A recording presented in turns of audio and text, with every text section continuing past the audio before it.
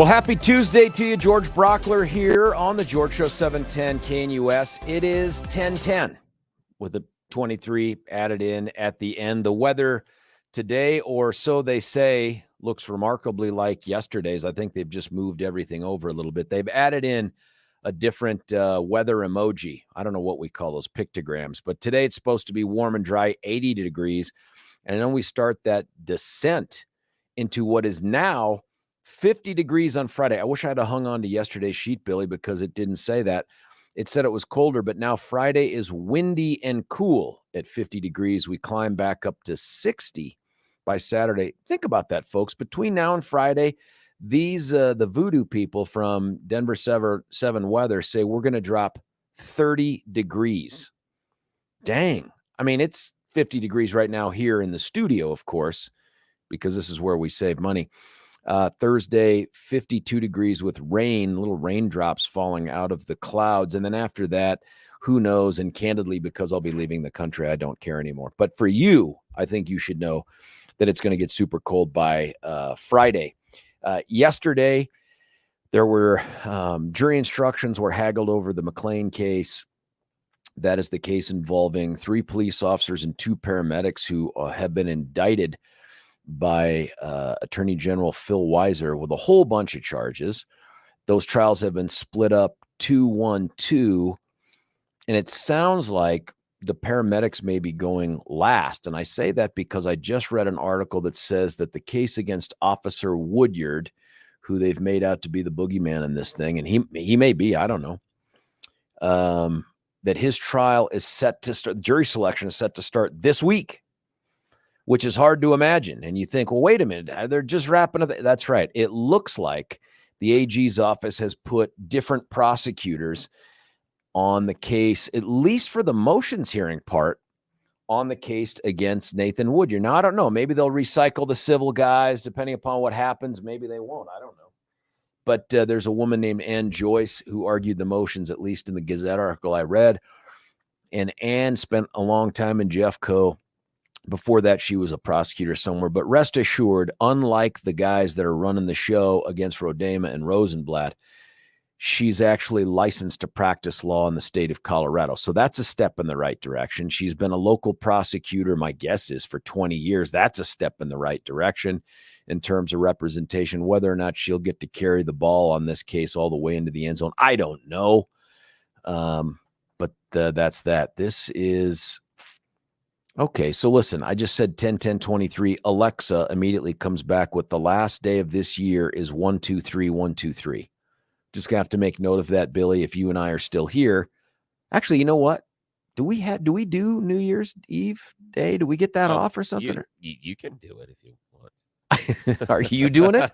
Not if I can help it. Oh, okay. Well, so that we might as well get that out now because we're not going to be able to revisit it on that particular day. But Alexa, thank you. Text that in to whoever's in this seat when we get there.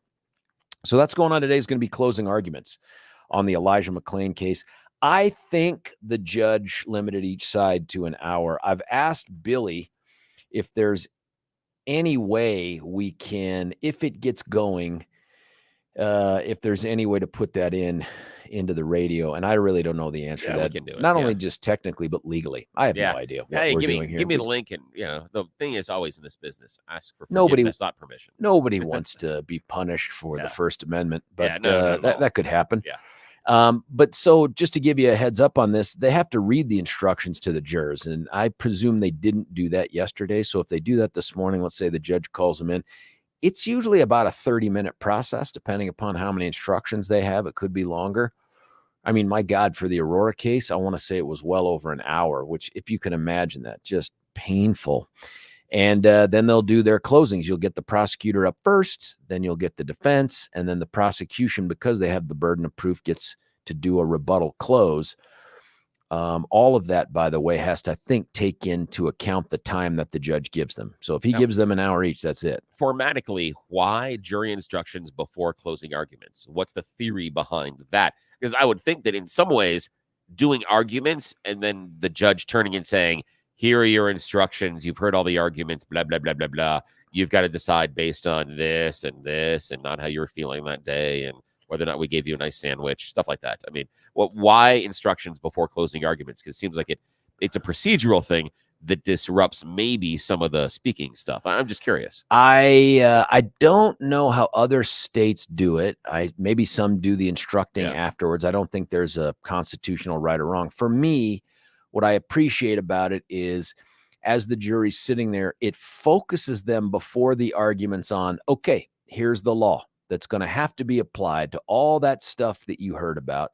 And then the prosecution and the defense get up and they get to talk about the law that they now know and say, remember all that evidence that we've had? This is how it matches up, or okay. this is how it doesn't match up. That makes sense. That makes a whole lot of sense in my head. That makes a lot of sense that you're setting the table to say you got to pay attention to this and this and this, and then you allow the arguments. That's right. Okay, I like that. That's much more intelligent. You bring up a great question, though. I wonder if other states or other jurisdictions outside of Colorado, federal or otherwise, do it differently. And like I said, I don't think there's an absolute wrong to it, but I'd like the jury to know the law up front and have me in a position to be able to tell them, hey, you heard what the judge said. This is this and this is that. Yeah, that's good. You know, they get instructed on what reasonable doubt is before the trial gets underway and all that too. So yeah, it's interesting.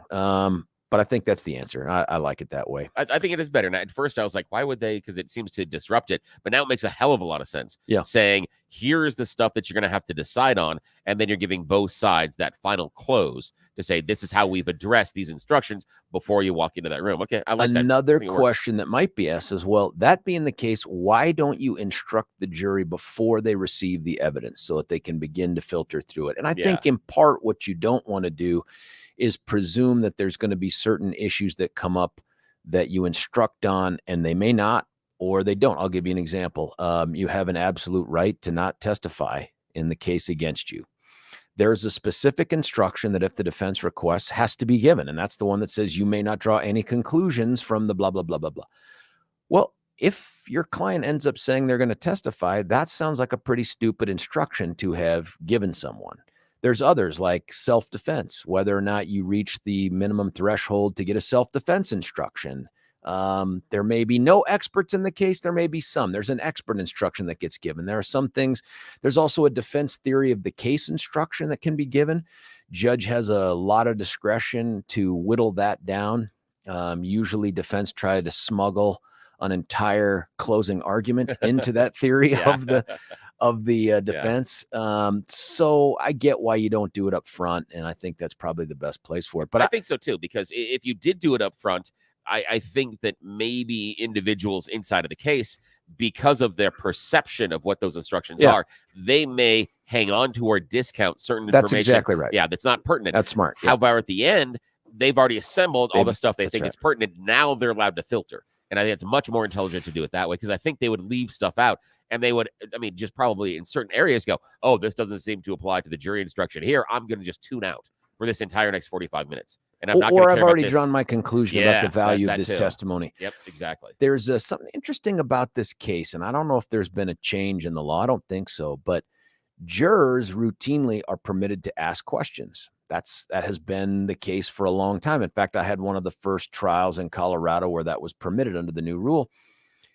And so usually what happens is prosecution asks questions, defense cross-examines, prosecution redirects, and then the judge would turn to the jury and say, do the jurors have any questions?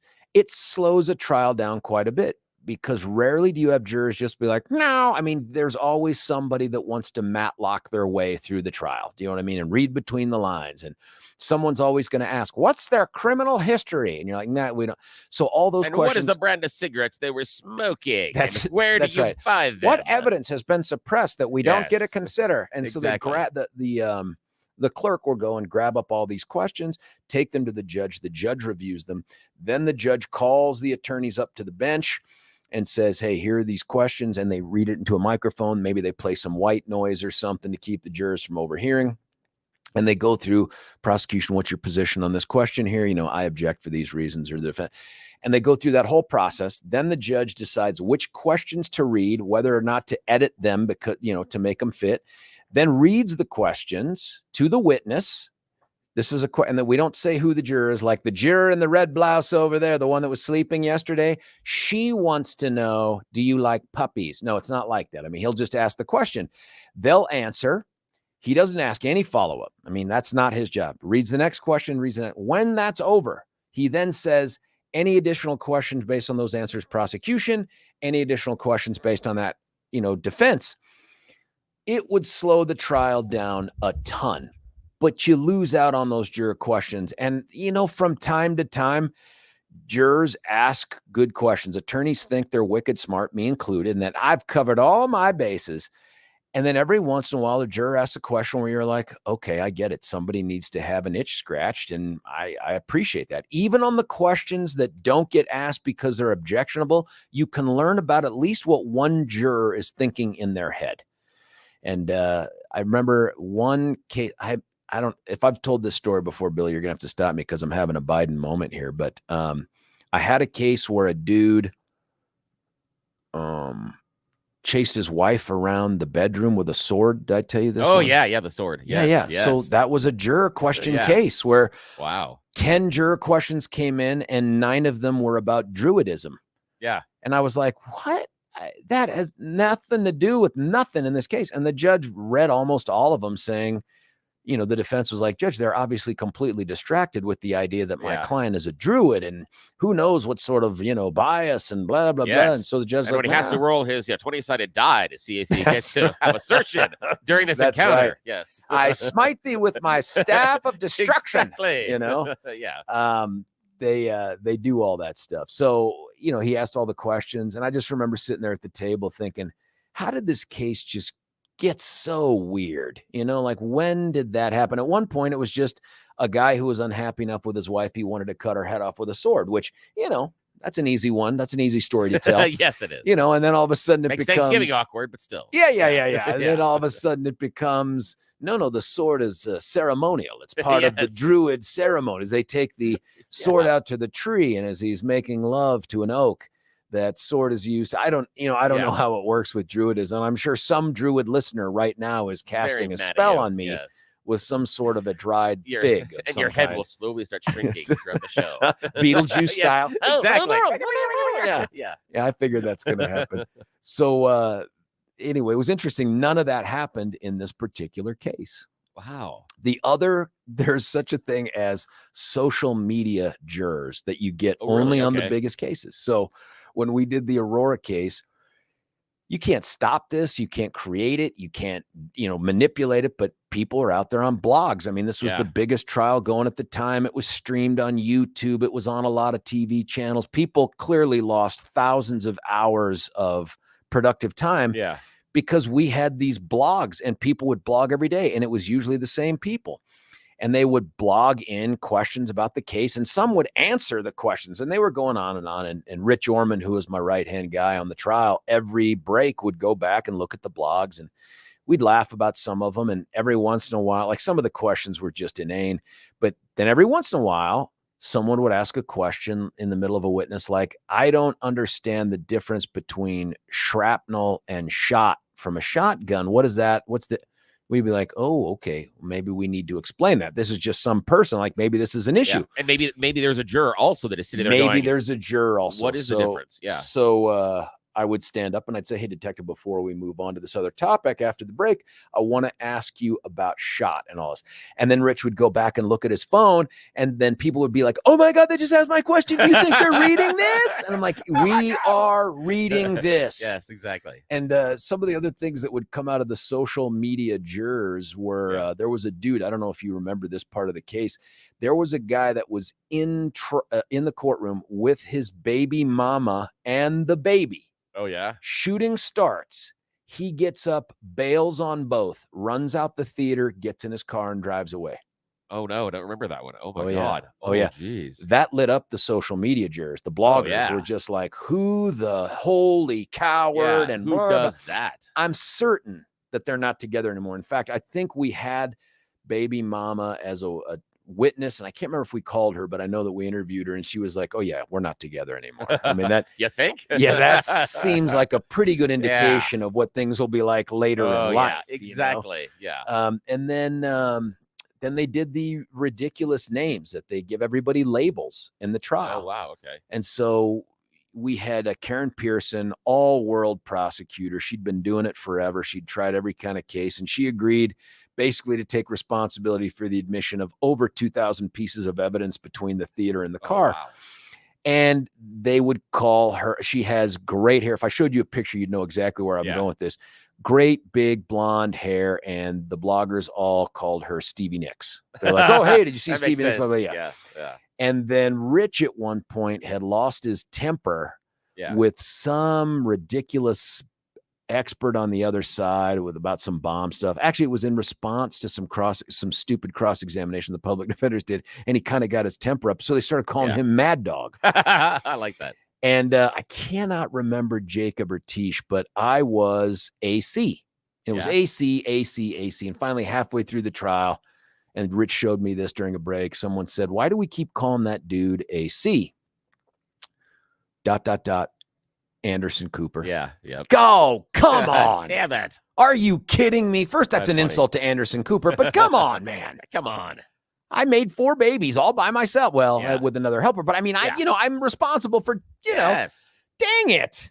And I'm poor. Yeah. I'm not in good shape like that guy. I'm just this white-haired dude. I wasn't white-haired at the time, but apparently they thought so. No, you couldn't be the lawyer or love or hey, why can't we call him like BP, like Brad Pitt, exactly. or MD, like Matt Damon? Nope, not me. SH, super hottie. Like that now. I would have even taken Steve Nicks. Exactly. But instead I got Anderson You would have Cooper. taken Steve Kerr.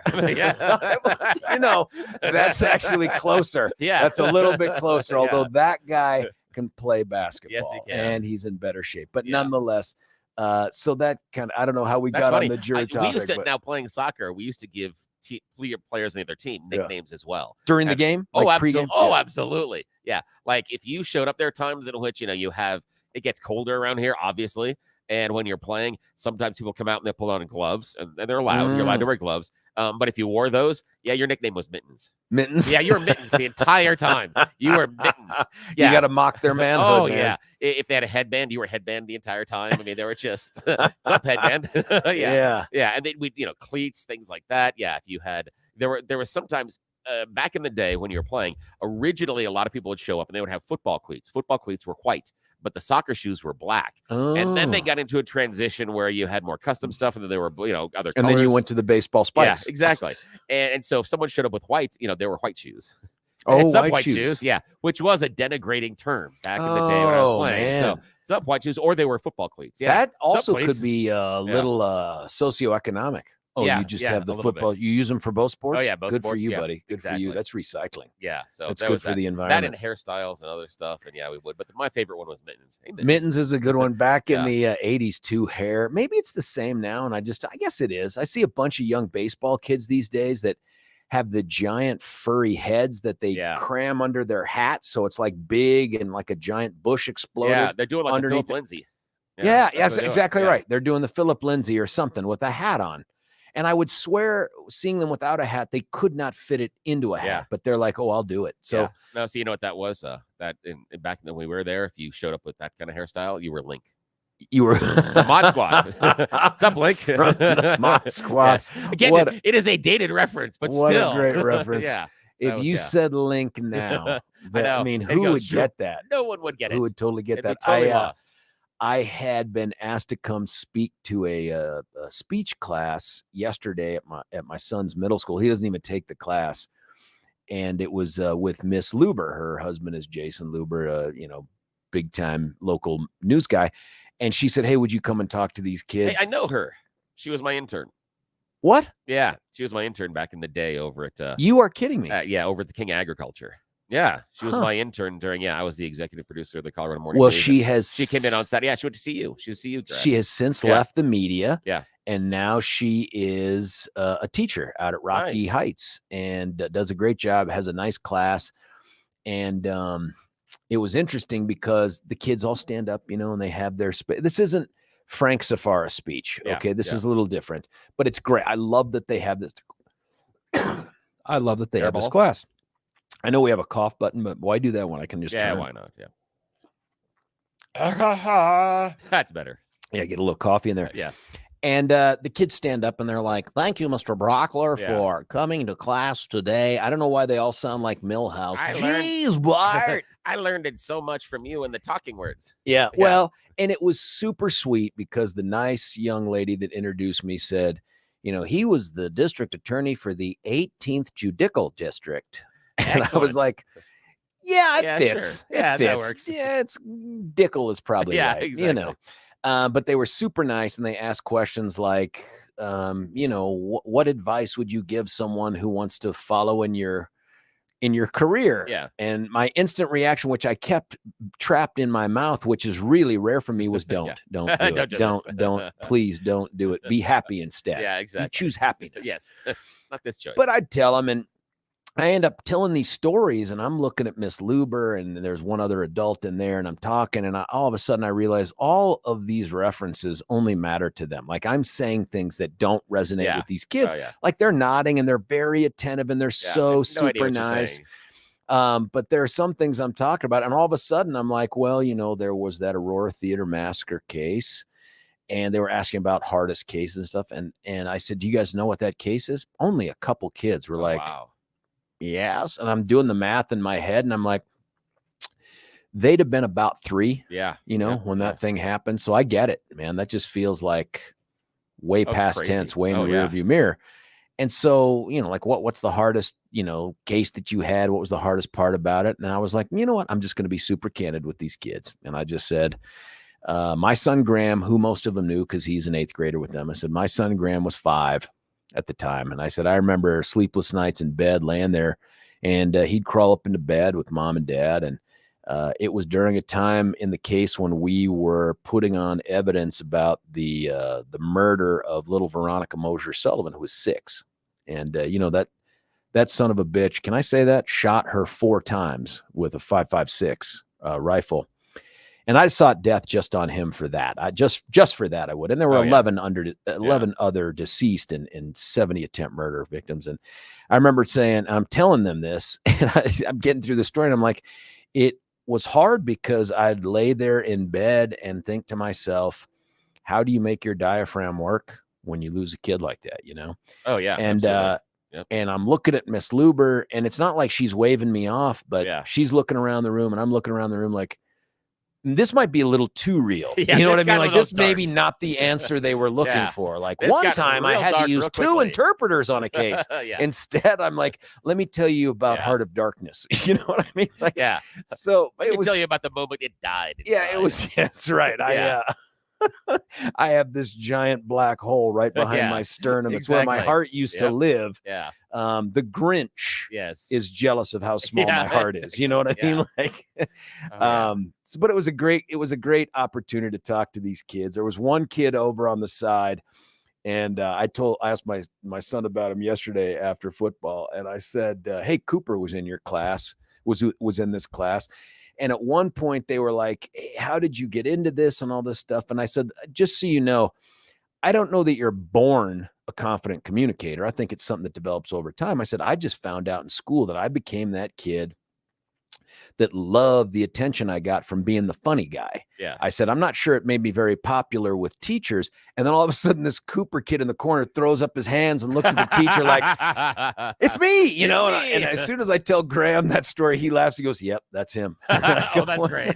I go, well, he's destined for something. I don't know what it is. It could love be his self-awareness. Could be prison. I don't know. I don't know what's going on. Oh, but that's fantastic. It was good. It was a great conversation with the kids. And I don't know. And then we ended up having to go do a little bit of a football. And then Graham had a choir concert at the school. Oh. Yeah. I mean, those are always plus and minus because it's the school and the choir, and it's when their voices are changing, and it's not as bad as the elementary school choir concert, where there were times I sat in that audience and I was certain the entire choir were singing 2 different songs. They couldn't possibly in round. Yeah, is that sort of that? No. They just obviously were on different pages because I'm certain that was not the song they were supposed to be singing. There were 2 songs going on that happened multiple times. I'm like, it can't be this bad. I don't know. There's if got to it's- be a mistake. Is it It can't be this coaching, awful. whatever they call the choir director? But Yeah. these kids are well coached, you Oh, know, yeah, and yeah.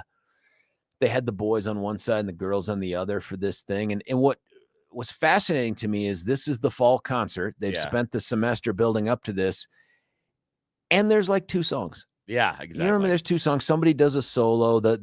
We stuck around. Oh, this was the other thing that grew out of the speech thing. Yeah. I'm at the class. It's over. Miss Luber goes, "Hey, thank you so much for scarring these children forever with your good. stories of horror That's excellent. Good. and emotional burnout." And she says, "Hey, can we get a picture with you up on this little stage thing?" And I'm like, "Oh yeah, Oh. absolutely." And the girl that's asking me the questions that introduces me Yeah. says, "My best friend is your son's girlfriend." And I go, "Girlfriend?" Girlfriend. Wait a minute. I go, what are you talking about? Wait, that's a Graham's noun? got a Yeah. girlfriend? And then all the other kids are like, oh, you you just let the, and she's looking at me like big eyed, Yeah. like, and I go, "Girlfriend? Graham has a girlfriend?" You know, and she's like, yes. Oh, And that's I go, fantastic. "Does it rhyme with," and I said her Yeah. name, and she goes, "Yes, that's her." And I go, yeah. "Oh boy." Oh, and all the boy. other kids are like, and Oh, that's fantastic. so she is at the choir thing last night. Oh, there we go. And she was sticking around for there's like 2 different performances. yeah. And so we stuck around for that one. She asked Graham, she's like, "Hey, I'd love it if you stuck around." Graham's a good kid. Graham's like, Oh. "Yep, let's do it." He also wants to hold hands, so you know. Yeah, something like that. I mean, they Yeah, took something the like that. picture and the stuff, and I'm just like, oh, got it to be 13 again. You know what I mean? Oh, To yeah. just we're not quite at Romeo and Juliet, and I really hope Yeah. we don't ever get Oh, there. geez, But you know, there's that. He's on the doorstep of that kind of teenage angst Oh, yeah. that brings with it decisions that you look back on as an adult and think, "Man, was I stupid? What's wrong with me?" And it's Oh, because you absolutely. don't have any perspective. No, You know, the don't. first time you fall in love and the puppy love and all this other stuff. And then by the time you've fallen in love 20, 30, 40 times, you realize, you know, it's the first 10 minutes. Yeah, exactly. And maybe you shouldn't go to the strip club as often. Well, you know, they're and that's choices. not love. No. You know what I mean? Yeah, it takes you about $100 to learn that, though. Yeah. In fact, it's reminding me of that scene from Anchorman Yeah. where not the weather guy, but oh god, Paul Rudd's character Oh, yeah. is like, yeah. "I was in love once." He goes, met her he goes, "We got together at a bathroom at a bar," or something like Yeah. that. And Will Ferrell goes, "I don't think that's love." Yeah. I He don't goes, know. "Thought it was." Oh, Oh, we this is didn't good. talk to the kids about that. So No, sorry. it's And man, I okay. didn't even ask you what you had going on yesterday. Oh, not much. Just, some stuff around the house. I did some more. Did you fix the washer thing? Did your parts no, come the in? part doesn't come until Thursday. Yeah. So I had some other stuff for the other radio job I had to do. Things around the house. Our dog has an ouchy right rear leg. We know that she's got a knee issue. She's got a problem with the tendon there, and it was kind of a problem for her yesterday. So spent some time with her. Oh. And so How did it happen? Pretty much. How old? How old's the dog? She's 7 right now, but she's had this thing for about 2 years. Oh, so my gosh. Yeah, but it's not horrible, but it acts up sometimes, and right now it's giving her some pain. So I spent some time yesterday trying to work a out. Doggone it. Yeah, exactly. So it was nice enough yesterday. Oh, and did a thing. Got a coupon. Got a $3 pizza yesterday. That was fantastic. Well, there you go. It's Yeah. like Christmas in It October. was. Yeah, I was able to take advantage of that one. So my oldest one, she comes home for about an hour and a half during the middle of the day. Yeah. So I surprised her with coming home about 3 minutes before she comes home. I came home with the hot pizza and stuff. And so she walks in and she's like, "Oh, pizza?" I'm like, "Yeah, here." So it I was just love something. being home. Yeah, exactly. She's like, "This is great." And it's really nice because she and I sit down and have lunch together. And it's wonderful because, as you know, as being a parent, that silence allows them to fill it. And so as a parent, it's hard to not sit there and talk the entire time. Oh, I know, buddy. Yep. I fight it all the time. Yeah. And so you kind of have to back away and let it go and understand that if you don't respond to certain things, they're going to vomit more information. So she sits there and just kind of downloaded stuff that she was going on in classes, things with friends, something she did this weekend, a whole bunch of stuff, which was just kind of a really nice way to catch up. So that was kind of How nice long yesterday. did it take you to announce the pizza you're eating was only $3? After she had the first piece. You're like, you like it? Yeah. $3. $3. Dad And she nailed looked this and she thing goes, for $3. "What?" And I'm like, yeah, $3. It's a large. I mean, large pepperoni And pizza, it's $3. just one coupon, one time, all that other stuff. Yeah, it's a thing that we've talked about it before. It's where is it? Over here. It's the thing. The phone thing. Yeah, it's a cell phone. I've seen it. The specific carrier that I have, which is the T-Mobile. Yeah. So we like the T-Mobile, and T-Mobile every week sends you on Tuesdays. You mentioned this to me. Yeah, so today is the T-Mobile thing, and they'll send me a whole bunch of discounts. That was the pizza thing last week. Oh, and my crazy shoes arrived that I show you. That arrived yesterday too. Oh, and yeah. I looked at those, by the way. Those are interesting shoes. I want to see them. Yeah. Are you wearing them? No, not today. What? But my wife laughed. She goes, that is ridiculous. She goes, those are funny. And she goes, and totally you. Super patriotic-ish. Yeah, they are. And it was again a T-Mobile coupon that I had gotten. It was $30 off or 30% off and free shipping from this particular shoe company. And these shoes were on sale. Can we get them as an advertiser? Probably not. But dude. It's Hey Dude. And they're great shoes. And I've bought a couple of pairs from them. And I had been watching these things on sale just because they're rather ridiculous. And they're then when I got ridiculous. They have a Colorado pair. Yeah. After you told me about them. I looked them up. They do. They got a kind of. I was like, I know. No, I'm not. I can't do it. I can't do it. So these had fallen into the sale bin. So they were already about 30% off. Then I had another coupon to knock them down to 30%. So I was able to get the shoes for $30. And here's why they're so ridiculous. They are patriotic shoes. They are stars and stripes. However, one shoe, blue, white stars. Other shoe, red and white stripes. That's wonderful. So it looks like you're wearing two different shoes, but it's still thematic. I do. Yeah, I want you to bring them in because I want to see how they're built, what they're made of, all that other stuff. Because they also have a handful of NCAA teams, but not the Buffs. Yeah, no, they don't. Because had they had the Buffs, I would be wearing them this week. Yeah, as soon as they showed up, I would be wearing them. But they don't have the Buffs. No, they don't. But they have a bunch of other cool ones. I'm anxious to see what they look like. Oh, I'll see if I can wear them. I've got a couple pairs. I'll wear one of them tomorrow.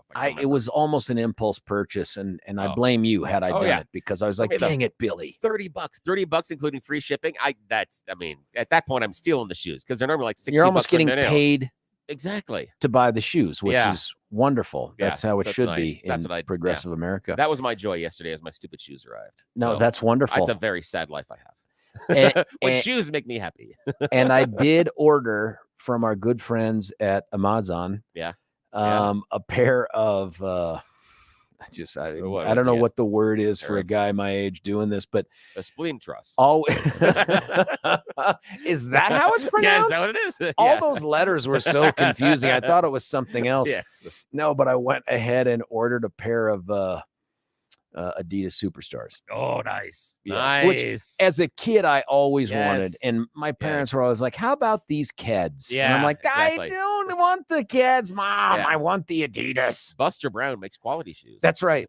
I remember, by the way, in the early 80s, Buster Brown had the licensing for shoes tied into E.T. Yes. And I don't know if you remember the little jingle. It's still in my brain, that E.T. shoes from Buster Brown. Oh, yeah. E.T. shoes from Buster Brown. And I'm like, whoever wrote that thing, that's crack for my brain because it's in there. I remember going to Eakers out there at about Wadsworth and Alameda and like going to the E.T. shoes and looking back up at Mom and Dad, and they'd just be like, what? No, we're not spending money on ET, but I want the ET. I want the ET shoes. I want ET shoes. Yeah.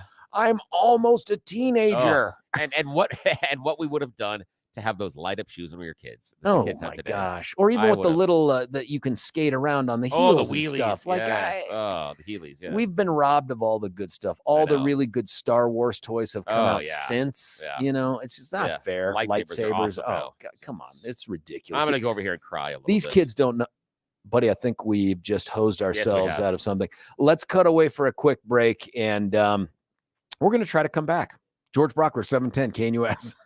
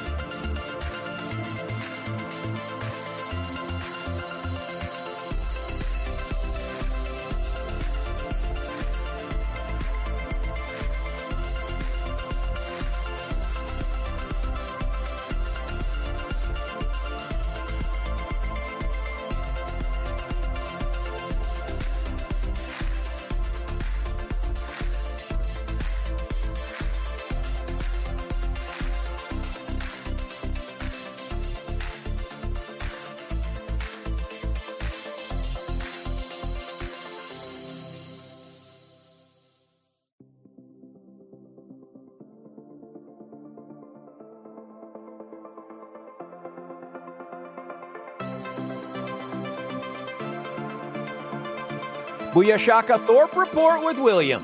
Yes, we have a bad habit of getting late to this break, so we'll see what we can do here. Alrighty, high temperatures are going to dramatically cool throughout our week. George highlighted it after going from a high around 80 today. We're going to be in the low 50s by Thursday, and then by the weekend, well, George isn't going to care anyway. We'll be in the 60s. Yeah. Also, we talked about it. Closing arguments are scheduled to begin today in the trial of Elijah McClain, the death of Elijah McClain against the two Aurora police officers. Also, despite opposition from neighbors, Mayor Mike Johnston announced Monday city's moving forward with his plan to build a micro-community at Santa Fe and Iliff in southwest Denver. Groundbreaking is going to be held later this week. He did announce it officially yesterday, saying they informed neighbors they will soon break ground at 2301 South Santa Fe Drive. And the neighbors cheered. Yes. No, they didn't. They boo. Yeah, there was a lot of booing and hissing, and then some things were uttered that, much opposition from nearby residents for obvious reasons. The mayor's office said the micro-community is going to house about 120 people and offer a variety of on-site services as well in order to get them back on their feet, including security. That's the thing that's most interesting. That and the mental health and drug addiction treatment. I'm curious to see how that works out. An inmate who escaped from the Jefferson County Jail 10 days ago apprehended yesterday East 53rd Place and Quebec Street in Commerce City, according to the Jefferson County Sheriff's Office. 42-year-old Jeremy Buchanan was captured around 2 o'clock in the afternoon, had escaped from a detention facility on September 30th, working in the kitchen when he went into a supply room and somehow left the building through the delivery door, and then escaped over a fence where deliveries are received. You'd think they'd have a procedure in place, but guess not. Police are asking the public's help in locating and identifying two suspects who were wanted for sexual assault on a child that happened on the Platte River Trail. The assault happened about 1 a.m. August 21st on the trail. I know. That's the thing, is it's sexual assault on a child, but it's 1 a.m. in the morning. I have so many questions. 31st Street and North Brighton Boulevard is where it supposedly happened. Police say suspects appear to be in their late teens to early 20s. They were also seen at a 7-Eleven at 31st Street and Brighton Boulevard earlier in the evening and may frequent Civic Center Park area. They believe one of the suspects may use the name of Oscar. That's it. That's all I got, because we're going to cut some stuff because we got to do the funny stuff. Let's just get right to it. Then we're going to take another break. We're going to come back. It's going to be You Choose the News. George Brauchler, 710 KNUS.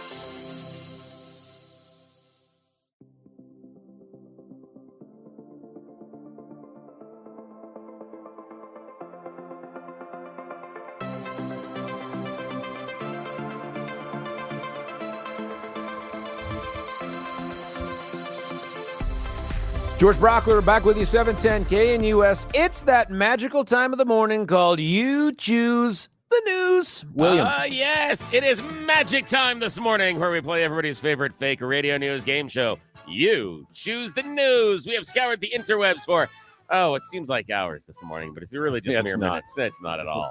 It was very stupid. And we gave these really dumb stories even stupider headlines because it makes us laugh, and they let us do this for some reason in the morning. We don't know why, but still. Here are our choices this morning. Alrighty, sir, choose wisely. Headline number 1, brunch return policy. Headline number 2, while illegal, we understand. Headline number 3, science is hard. And headline number 4, religious emergency. Brunch return policy. While illegal, we understand. Science is hard. Religious emergency. Your choice. Science, unlike my midsection, is hard. Yes. Science is very hard. They're finding that out in Shasta County, California. Recently, they are looking for a public health director, and the target is the mosquitoes. They are worried about mosquitoes in their area spreading all sorts of diseases. So they had 2 people up for vote. It was Mr. John Knight, a local hydroponic store operator, and the current public health director, an epidemiologist, the person that studies diseases. They decided the person that is most interested with this is the dude that grows plants in water. Yeah, they chose the hydroponic store owner. Plants with water usually are accompanied by mosquitoes. Yes, exactly. But yeah, rather than picking the science guy, they picked the dude that runs a hydroponic store. We did the same thing in 2018 with Attorney General. Exactly. And see how well that's worked out. Yeah. Part of it in the guy that was up there, the hydroponic store owner, said that he's certain that Bill Gates is working on delivering all sorts of nefarious things through mosquitoes to our bodies.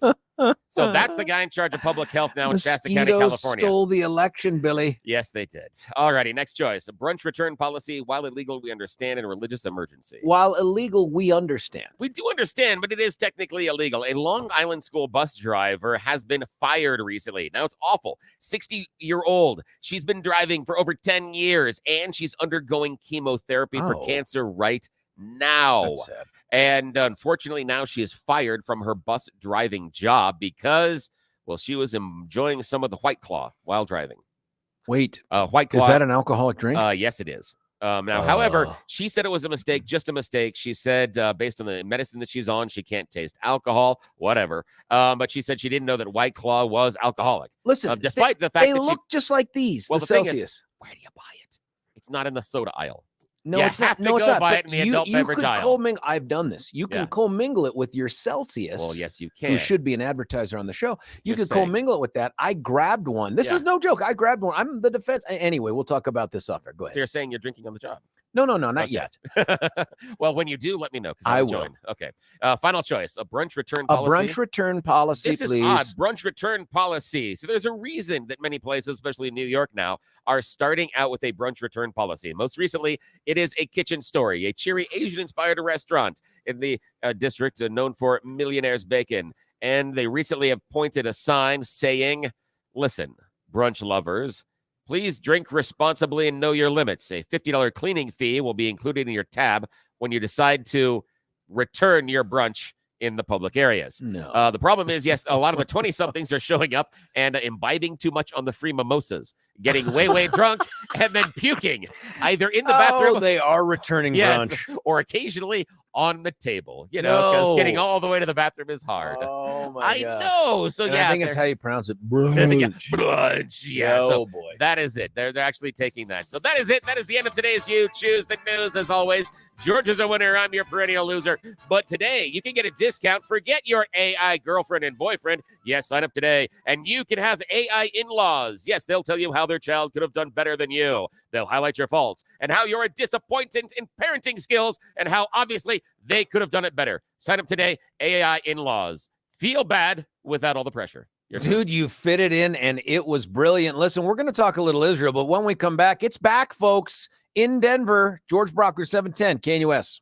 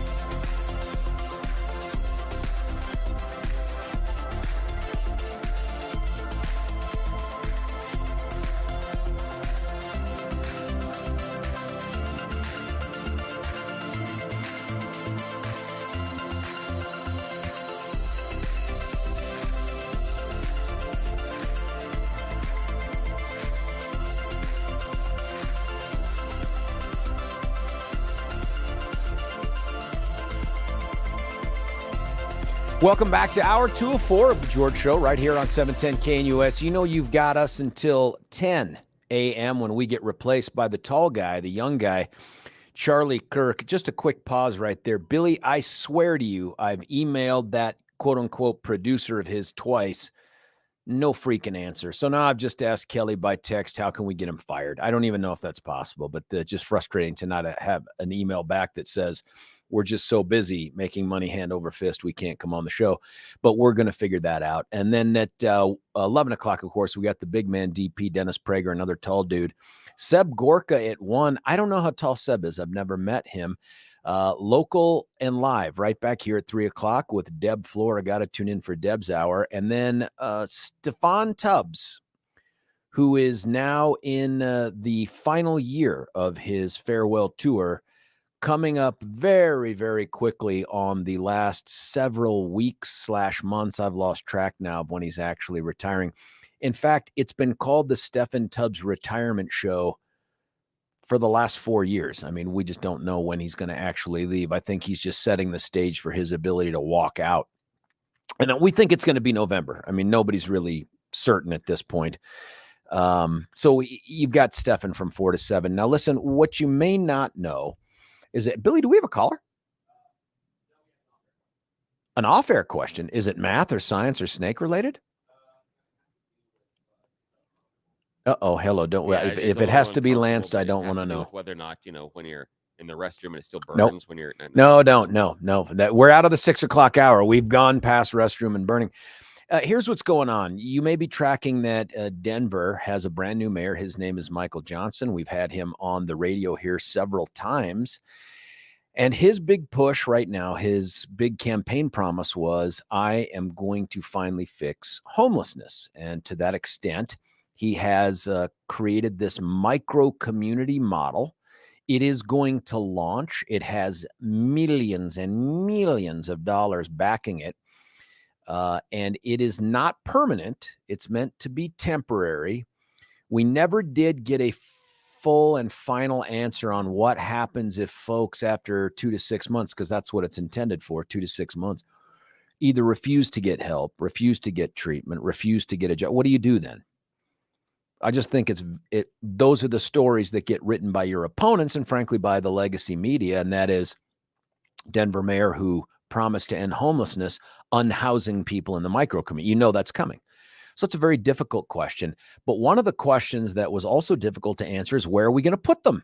Well, they've decided on the first place they're going to put them. And if you listen to Billy during the Thorpe Report, he told you the very first micro community is going to launch at Santa Fe and Iliff.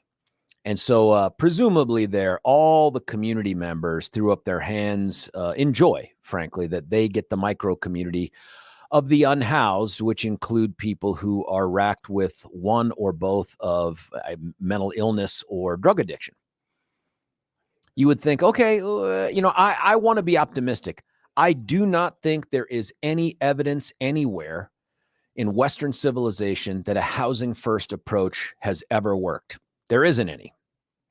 Go to the Northwest, go to anywhere else that's tried it, San Francisco, it just doesn't work.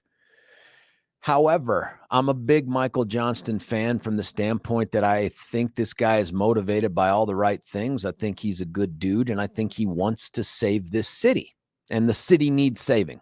So I want to root for him, and I want this to turn out to be good. Frankly, if you can get people the mental health treatment that they need, get them off of the drugs, we're talking about saving souls here. This is kind of a big deal, right? Like, you don't get an opportunity to do that much. Like when you donate your truck or your car, as we talk about, to Step Denver, that's a way to save a life. This is sort of in that same zip code. But now enter a complicating, I'm going to call it a complicating factor. And you may remember that for about the last 6 years, the increasingly leftward legislature has continued to flirt with the idea of creating safe injection sites in Denver, but coming to a community where you live right now. It has been defeated or failed everywhere, either out of a lack of political will or a straight up failure of votes. It has just never made it out of the gate. Well, last year, they bailed on it, the legislature did, but then they created a study group. to study it. And here's what you need to know about how the legislature works. If they're going to study something, it's going to happen no matter what the study says, because the study will always say to do it. That is just kicking the can down the road. Well, sure enough, they did study it. And the result of that study is the rebirth of the safe injection site. Now, they have a draft. It's online. I'm holding it in my hands right now. It was released on September the 25th, just a couple years ago. And this came out of the Opioid and Other Substance Use Disorder Study Committee. Now, it has yet to be adopted by the committee as, hey, this is the kind of thing we're going to launch with the legislature. But I'm telling you, it's on the road there. I think this thing's going to happen. Here's what the title is at the moment. The bill topic is harm reduction centers. Now, if you said safe injection sites, that's become toxic. That's like the old liberal term. Remember when people used to be liberal Democrats, and then all of a sudden liberal got a really weak, toxic sort of smell to it. And so they quickly abandoned liberal and shifted to progressive. Now they're progressive Democrats. Same ideology, same tilt towards socialism and all the other stuff by and large. But now it's got a new label. It's progressive. This is safe injection site, just redefined as harm reduction centers. And so the bill for an act is titled Concerning the Establishment of Authorized Harm Reduction Centers Pursuant to Safety Standards Established by the Department of Public Health and Environment. I imagine at some point it'll get a catchier name like Save a Life Bill or something like that. If it just saves one life, bill. I'm going to tell you what's in each of these things here and talk about its goal. Now, it gives a synopsis under the bill summary that says the bill creates a pilot program to establish harm reduction centers in areas of the state that have received municipal authorization and approval, and then meet a bunch of other requirements yet to be determined, I presume, by the executive director of the Department of Public Health and Environment. Here's something that's interesting. It has a sunset provision in it of sorts, where it says whatever gets created as a result of this authorization through the law, it goes away. That authorization goes away on January the 1st of 2028, unless further authorized by the General Assembly. Now, that right there is fake. That's a big giant tease. That's a way that they can go to people and try to win them over or lessen the opposition by saying, hang on. We're not saying this idea is perfect and that it's going to work exactly the way we anticipate. Let's just try it out, right? Like what we're doing right now may not be working. Let's give it a shot. And then it goes away January of 2028 if we don't see the kind of results that get the legislature's approval and it gets reauthorized. That is fake, folks. You could take the vote for 2028 right now with the same legislature. It's going to be reauthorized. That's what's going to happen. This is forever. This is what else it says in the summary.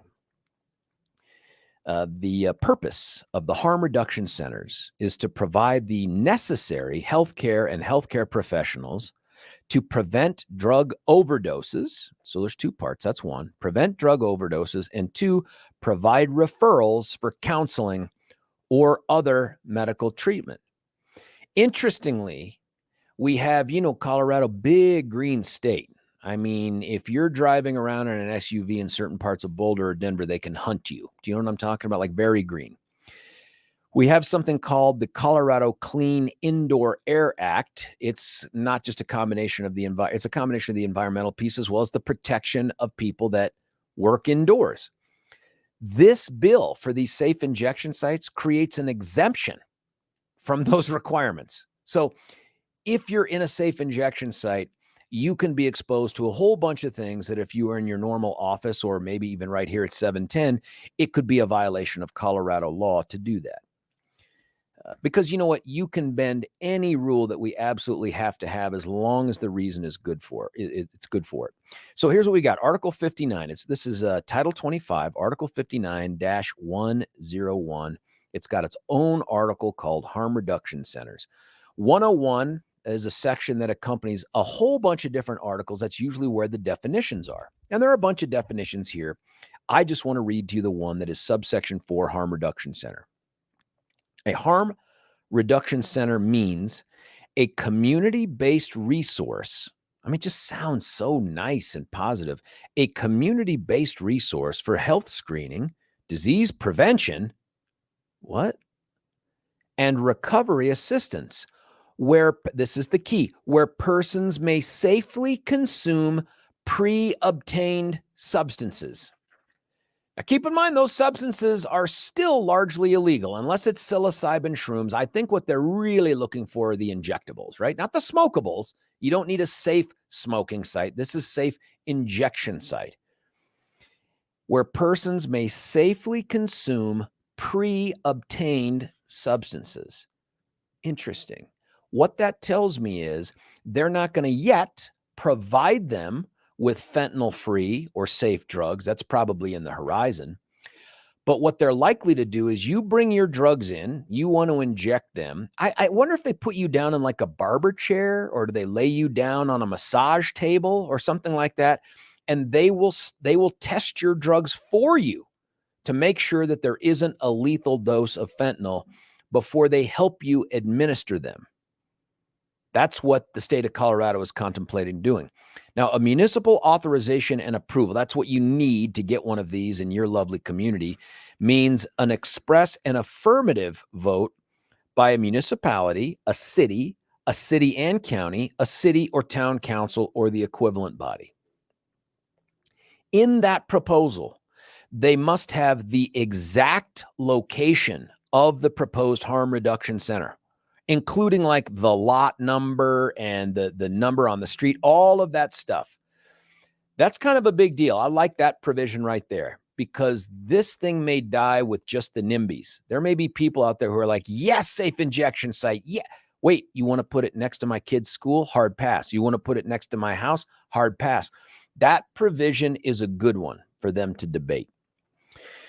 There also has to be an express authorization as to the hours of operation. And this part is funny too, because I imagine when dealing with people who are injecting drugs they've purchased off the street into their veins, being bound by hours of operation doesn't seem like a good thing, right? Like if you're showing up to your safe injection site and it's 9:01 and they've just closed up shop, what do? I guess you wait for them to open up back at 8 a.m.? No, I don't think so. I think you're putting the needle in your arm, and it doesn't matter what time they set the hours. If it's not a 7-Eleven, you're going to end up missing somebody. So the hours of operation piece will be interesting as they navigate whether or not to make it open and staffed all the time. By the way, these people could be volunteers that come in and do it, but more and more, I think this is going to be something where they ask you and me, the taxpayers, to foot the bill for this. What it says under Section 102, it says under this one particular subsection, that these healthcare professionals will prevent drug overdoses and shall provide referrals for counseling. Folks, and here's the question I have logistically. As the person is walking in with their drugs, and I presume this place provides them safe needles because, we don't want them to get any sort of infection when they're taking drugs. They provide them the safe needles. Do you give the person the counseling pamphlets before they inject the drugs with your help, or do you give it to them after they've injected the drugs with your help? When's the best time to refer that drug user to counseling for drug use? At the front end when they're jonesing and they're there to get their fix, to get their medicine, or do you do it after they're high? When is the best moment? I mean, I don't know if there's studies out there. Like because the bottom line is those people that have looked at the studies of these safe injection sites across the planet, and Canada's got some that have been going on for a while. The consensus is there is no evidence that safe injection sites have any meaningful reduction in deaths from overdoses in the communities in which they exist. That's kind of a big deal that nobody talks about here in the Denver metro area, but that's the truth. You'll remember that Mark Crowley and Stefan Tubbs and Pete Boyles loaded into the Scooby-Doo van and drove. Actually, I think they flew up to a place called Van City, Vancouver, and right there on Hastings Street. And I remember this because I've been up there twice, and it has gotten progressively worse. It's like the zombie apocalypse up there, man. It is just humanity looking for their next fix, wandering around unwashed, unkempt, soiled, peeing and pooping all over the streets and the sidewalk, closing down businesses that they just camp in front of that you can't get to and that you wouldn't want to take your kids or your family to. You wouldn't want to go to it. That's just the environment that exists in a city that has a safe injection site. I have every optimism that we're going to be totally different than them because our city has different letters in it. Otherwise, we'd be the same. This is another interesting thing about this. In order to pull this off, they have a section 25-59-104 called liability protections. Notwithstanding any other law to the contrary, a person or entity, including, and it goes through a bunch of other things, clients or participants, blah, blah, blah, shall not be arrested, charged, or prosecuted, or have their property subject to forfeiture for actions, conduct, or omissions related to the approval or operation of a harm reduction center. Huh? That's telling me that even though we have laws on the books that still, at a very low level, criminalize many of the drugs that these folks will be injecting into their veins, that this law says, hey, if you're taking your drugs to this place, you're immune from prosecution because you're about to engage in the operation of a harm reduction center. You're about to participate. You are a client or a participant.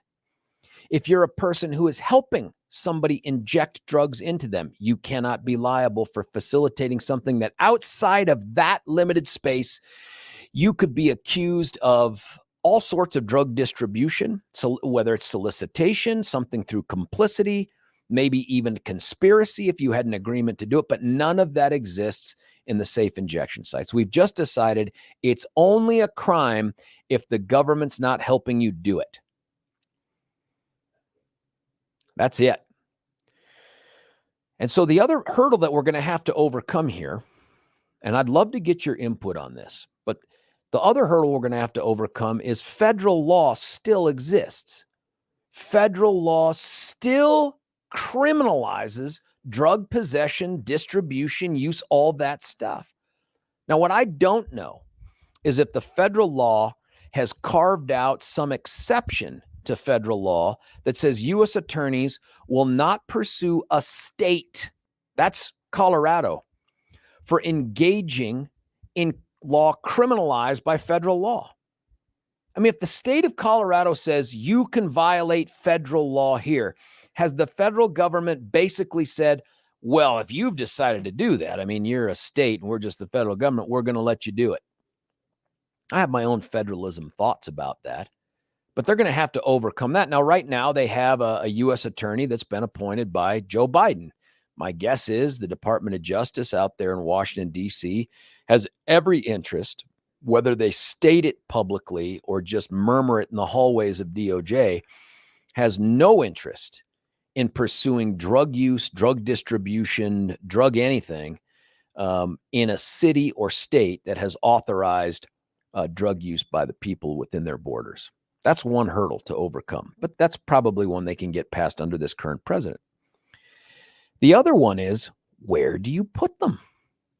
Where do you put the safe the harm reduction sites? And what a BS name, by the way, harm reduction. Who are you reducing the harm for? Oh, well, he's not getting the overdose. We're saving lives. Remember, too, that the harm reduction specialists, if they're being candid with you, and I'd love to get one on the radio here. If you know of one, have them call in. If they're being candid with you, they will tell you that you can't get anybody to get off of drugs until they're, gosh darn it, just good and ready to do it.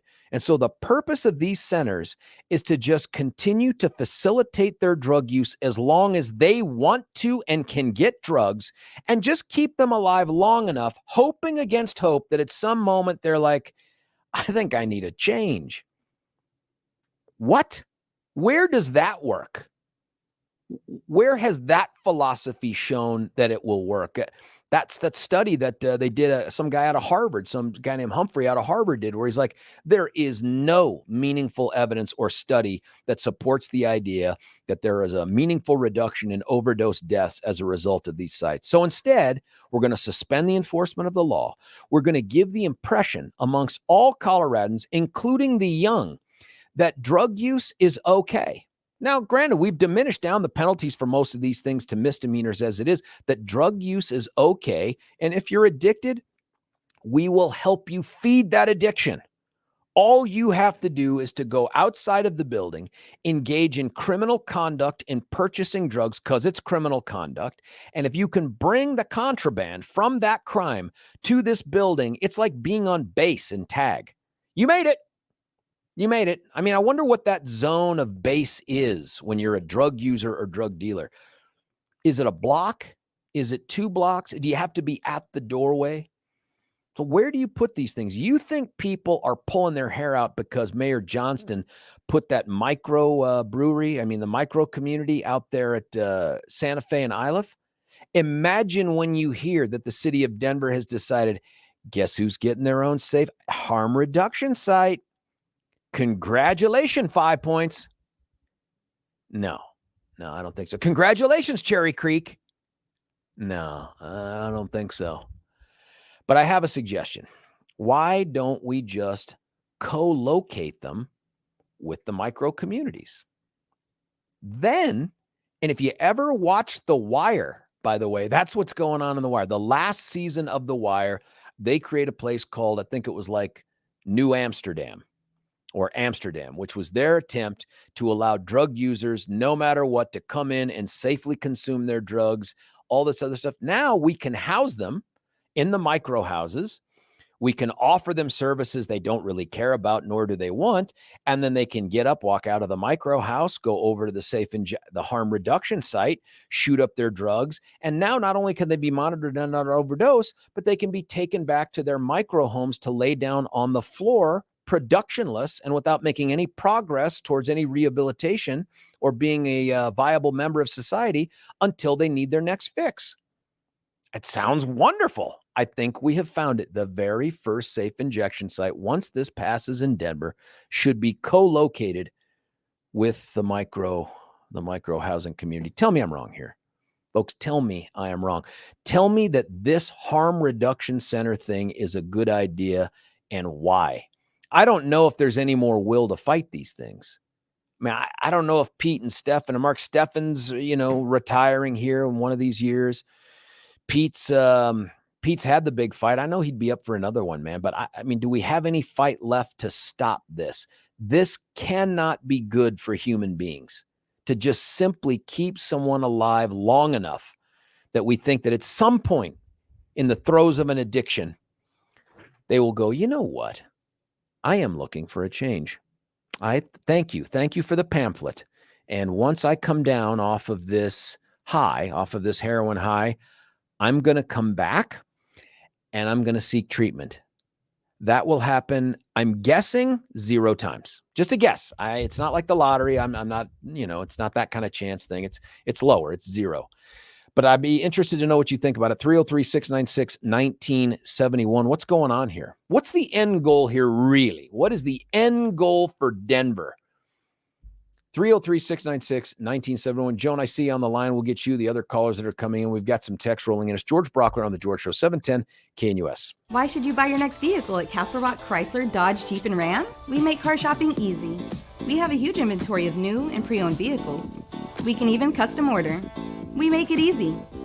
Easy financing, friendly staff.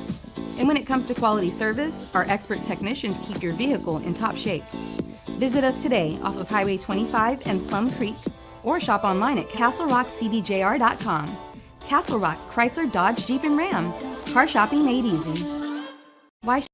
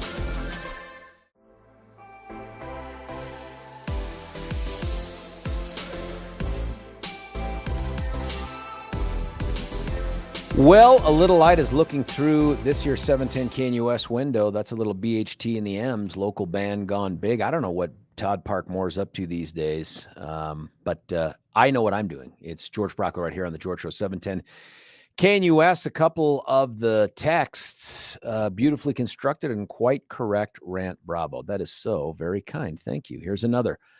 George, after this big long spiel, and it was kind of a big long spiel, go into explaining the Communist Manifesto, all of this stuff that's going on the border, drugs, the terror that they're doing to children, the abuses, all of this is part of the Communist, I presume you mean a manifesto. It says, whittle away and destroy the way of life that you have. Another text, what data is available, Seattle, ? To say these injection sites have a positive effect. Is Seattle the only U.S. city? No, well, there are a couple. Dang it, that's a good question. I should have written down the cities. New York City has 2 safe injection sites. I think those are the only 2 that are functioning now. There had been one in San Francisco, but it's not running anymore. And by the way, I think that's a testament to the fact that San Francisco proved that it didn't work. We've got more texts coming in. We are always going to honor the texters, but we super duper love our callers. Joan from Lakewood, you're on 710. Joan, what do you think? I think you missed Philadelphia. What about Philadelphia? Tell me about it. Philadelphia used to have something that they would call supervised drug consumption sites. Because, you have to have a different name for things. Because if you had the thing that happened here in Denver, people would get upset.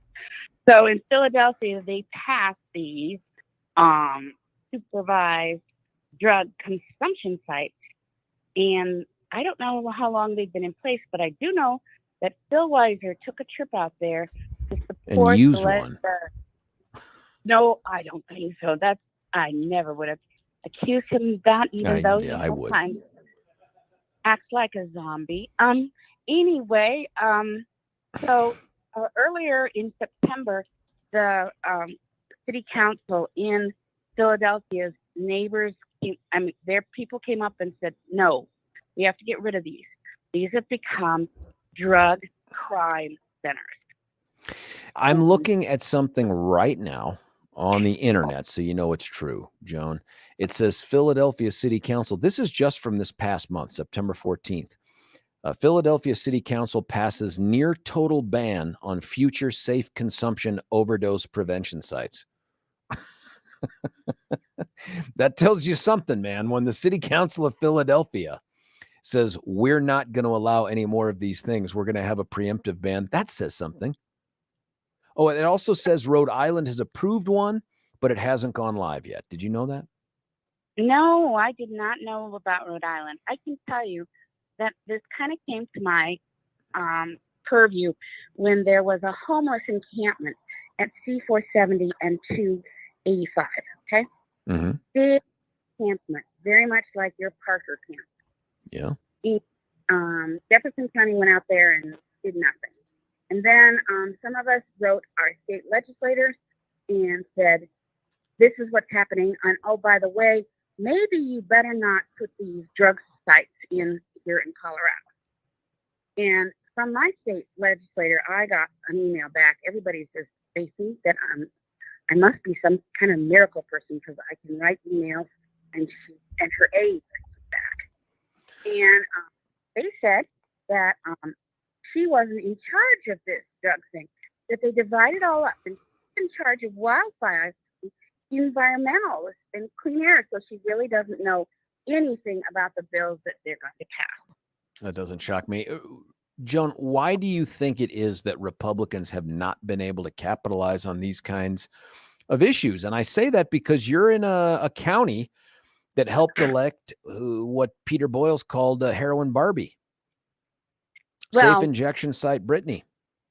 I can tell you this, safe injection site Brittany has put forth only one bill, and that is to keep fentanyl from coming into the ports of America. Well, that's great. Most of the fentanyl comes from China through our ports, not across our border. No. It doesn't come that way. It comes. I don't know who told you that, but I can tell you, a legislator told me that. Anyway, the point is What kind that of legislator? state senator here in Colorado. I think I'm going to rely upon the DEA guys. We'll try to get them back on to have that conversation, but they will tell you that fentanyl pours over our southern border. Well, anyway, I think that the Republicans have started standing up. There was a huge meeting in Lakewood City. I think Lakewood City Council yesterday. The chambers were full. They were very angry about the development that's happening on a park in Belmar. Oh, Belmar. That's where I went to grade school. Well, Belmar Elementary. It's a little further away, but open. But I do know that the Heritage Center there at Belmar Park is going to build a 412 unit megathon thing, and they're going to cut down 96 trees to do it. You can't cut down trees because of Mother Gaia, the environment. You cannot cut down trees. Well, I can tell you, I think the city council. Who's in charge of the city council these days? It used to be Republican-y when I was growing up in Lakewood. Not anymore. It is Nice work. Working Family Party. It's not even Democrats. It's Working Family Party. Yeah. Adam Paul claims to be nothing. And then Wendy Strom is now the pro tem, and she's running for mayor. And I think that this little meeting last night might have given them a clue. Well, I wonder if there's going to be, and Joan, by the way, thanks for fighting the good fight. I say Joan for city council, but that's me. Joan's line is open 303-696-1971. I'd ask, if these things are a good idea, where should they be? Would you tolerate one in your neighborhood? And if not, why not? Whose neighborhood should be forced to bear this particular blight? I can't imagine being like, oh, hey, you know what? Let's stop off at Whole Foods. We'll swing by Lululemon. It's right in between the safe injection site and the micro community over there. I mean, you're just never going to hear that sentence come out of anyone's mouth. Joan's line is open. Michael, I'll get to you in just 1 second, man. I do have to tell you guys that today's the day. I know I've kept it a bit under wraps, and I told you it was coming up, but today is the magical day. No, not that I won the lottery. I didn't. That's up to like $1.75 billion or something insane. Nope, it's a dentist day for Big Daddy Woo Woo here. I get to go see our friends Doctors Richter and Snyder down at Twin Aspen Dental sometime today. I'm kind of looking forward to it. One, I always like the way my mouth feels after they get in there and chisel away all the stuff somehow I continue to miss with my little Phillips Sonic head screwdriver. They ought to be an advertiser too. And then I also just love going down there because they're such nice people. It doesn't feel like an assembly line.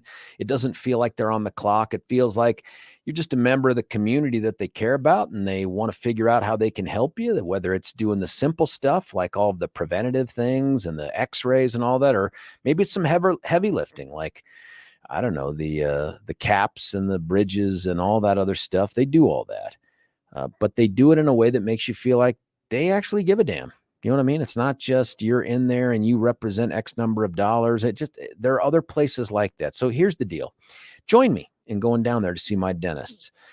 It's easy to do. Just take a break from your dentist one time. You're not leaving them forever. You're just going to take a knee for a moment, try something else out. And if you like it, and I know you will, then you become a permanent member of their team just like I am. All you have to do is call them at 303-841-7466, 303-841-7466, or go to twinaspendentalcenter.com. That's twinaspendentalcenter.com. I'm going to keep going, man. As long as we got calls, we're doing it. Michael, you're on 710 KNUS. Michael, what are your thoughts, man? Well, actually, I just turned on the radio, and over the summer, my family and I saved up for years to do a cruise up in Alaska, and we went up down to Vancouver. Oh, neat. And yeah, it was so fun trip. Vancouver, beautiful place. But their safe injection site, which is by their Chinatown, I've worked in narcotics for military police for years, and until you see it, you can't imagine.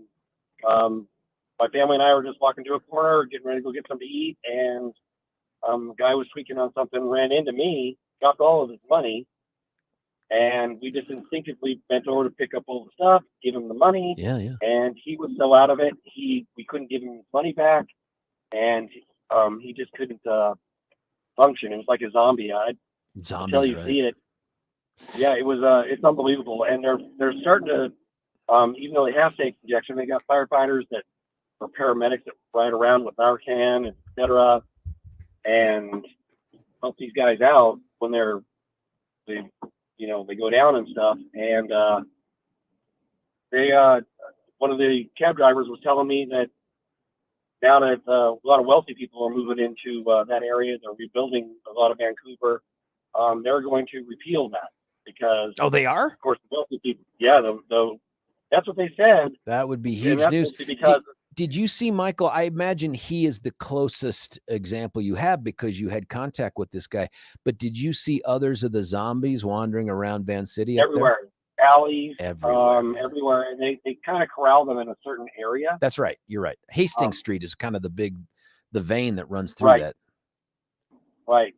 And then we're generally in that area. So we didn't, we kind of wanted to see Chinatown, but we were kind of warned not to go in there because a lot of it is coming from the ports. But, I work in narcotics and I know it's coming across the border mostly. But the fentanyl, everything. But there was fentanyl up there. They have everything. But it was interesting to see that now that a lot of money is moving into that city, and now they want to repeal it because, of course, people with money don't want to see that. It's interesting to me that the same people who are fighting so hard for these safe injection sites under the argument that we just need to keep them alive. It doesn't matter if they're addicted. It doesn't matter if they're out of their mind or whatever it is. We just need to keep them alive as long as possible. It turns out ideologically, these are the same people who say, we think you ought to be able to terminate a baby up to post-birth. You know what I mean? Like there's no real commitment to life. This is just some sort of an ideological thing for them. Well, it's mostly if you've got the money, you don't have to see it. So, it's okay for the common folks like us to walk around and see it. But like, honestly, I worked 15 years as a military policeman working with narcotics here. And I'd never seen something like that before. I mean, talk about open sores, and the one that ran into me, and it was kind of eye-opening. My wife and I actually, after we got the kids back to the hotel after dinner, we kind of walked around just to kind of curiosity, and it's not a good situation. And I know Denver keeps trying to pass it, and it doesn't work. No, I mean, unless it's meant to be like a Roach Motel or something and gravitate all these people into it so you can keep them in that Hastings-like environment, or we'll just keep them. So it'll make the rest of the city seem better because we have all the drug addicts hanging around here. It's just where do you put something like that? And is that humane? Is it humane to just keep feeding someone's addiction until there's that 1 in a trillion? You have a better chance of winning the Powerball than you do being addicted to heroin and then just on your own announcing, you know what, today's the day. I'm not going to chase the dragon anymore. It just doesn't happen like that. And yet these are people who are committed to that idea. This harm reduction thing is just bad for human beings and it's bad for the city. And when it comes here, it'll be another nail in the coffin. We'll find someone else to blame, Michael, but it will be another nail in the coffin. Do you live in Denver? I don't. I work in Denver and I live up in the Westminster area. It feels like to me the only legitimate place to put something like this is right on the grounds of the state capitol. There can't be, or in Civic Center Park. You know what I mean? Just put it right there so that everybody can see all the harm we're reducing right there all the time. My guess is not a single civic leader other than Tim Hernandez would ever say, yes, let's do that, because they'd be like, oh my God, who would come to the city anymore? Who would come to our, that's right. That's exactly the point. Michael, hey, thanks for the good work you did in the military, chasing down the bad guys with the drugs and stuff. Michael's line is open at 303-696-1971. We're going to cut away for a break. When we come back, I'll get to some more of the texts. We'll have conversations with you. We'll get ready for 8 o'clock. We're going to be joined by Representative Lisa Frizell. We're going to talk a little bit of Israel, a lot of bit of Tim Hernandez. It's George Brauchler, 710 KNUS.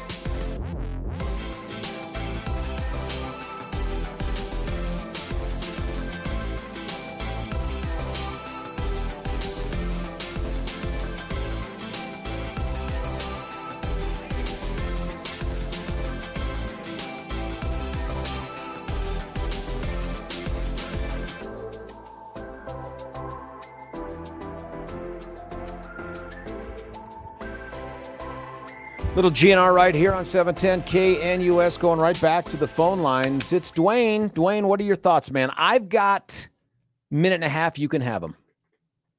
Well, thank you. I think we should just go ahead and put it right by city council or the mayor's office. Agreed. And just sit there and say, you made this stew, go ahead and enjoy it. Unfortunately, I believe that the many towns and drug sites and everything are just going to be more of a festering, slime ball in a sea of pus that Denver's become, so that you can sit there and just say, well, it used to be a pretty city. I'm interested to know what Mayor Johnston thinks about this idea. I mean, he's got this, it feels like it's at odds with the micro communities, because the purpose of the micro communities was to provide this temporary housing while people get these other services like drug treatment and mental health stuff. And those are all reasons they get to stay in the micro housing. What do you do when you have a competing product from the city that says, by the way, we're going to help these same people stay addicted? I'd like to sit there and say I'm not a conspiracy theorist, but I'd like to think that they're trying out to see how much can we sedate the population through drugs and keep them from becoming a problem to us. And this is nothing more than just a little test zone. So they figure out how much they can give us and keep us quiet so they don't have any issues in the grand global theme of things. I can get there, but we're just going to need more. I do think it's part of their ideology. I don't know if it's to sedate us, but I think it's to just, they have a concept of human nature that is so different from what we've experienced since, well, there's been humans. Dwayne, hey, thanks for the call. It's always great to hear your voice. Listen, here's what we're going to do at the top of the 8. We're going to shift gears a little bit. We're going to be joined by Representative Lisa Frizell. We're going to talk a little bit of Israel, our response, Tim Hernandez, you and me, George Brauchler, 710 KNUS.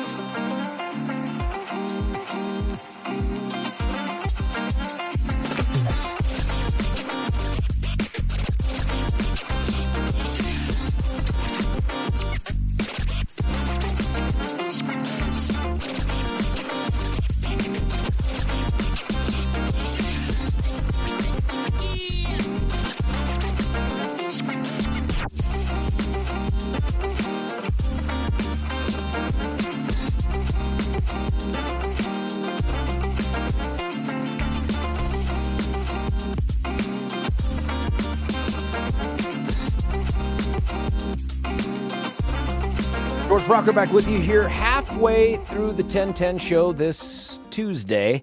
Shifting gears a little bit, as you recall, over the weekend, Hamas, a terrorist organization that has an iron grip over the Palestinians out there in the Gaza Strip in the southwest corner of Israel, launched a coordinated surprise and Iran-funded and organized, in my opinion, attack on the innocent and the unsuspecting and unarmed. Killed somewhere around 1,000, I think, is where they're at now. Israelis murdered, some captured. There are things, I mean, if you go out onto the internet, folks, you can see all sorts of horrible things, videos that are attributed to Hamas. I think they take credit for it. Beheading Israeli soldiers, threatening to murder Israelis if Israel responds by launching attacks on Hamas. You know, all the stuff that you would attribute to, and there's really no other way to characterize it, straight up pure evil. That has garnered an immediate backlash from most of the world. Still, there are those like Saudi Arabia who have taken up arms against Israel, at least with words, and taken the side of Hamas. And you would think that that's where it would end, that everybody else would be all on board with this. Well, as it turns out, even in our own state of Colorado, that's not always true. To have a conversation about it with us is a friend and a great representative, Lisa Frizell from Douglas County. Representative Frizell, thanks for joining us. Hey, good morning, George. How are you?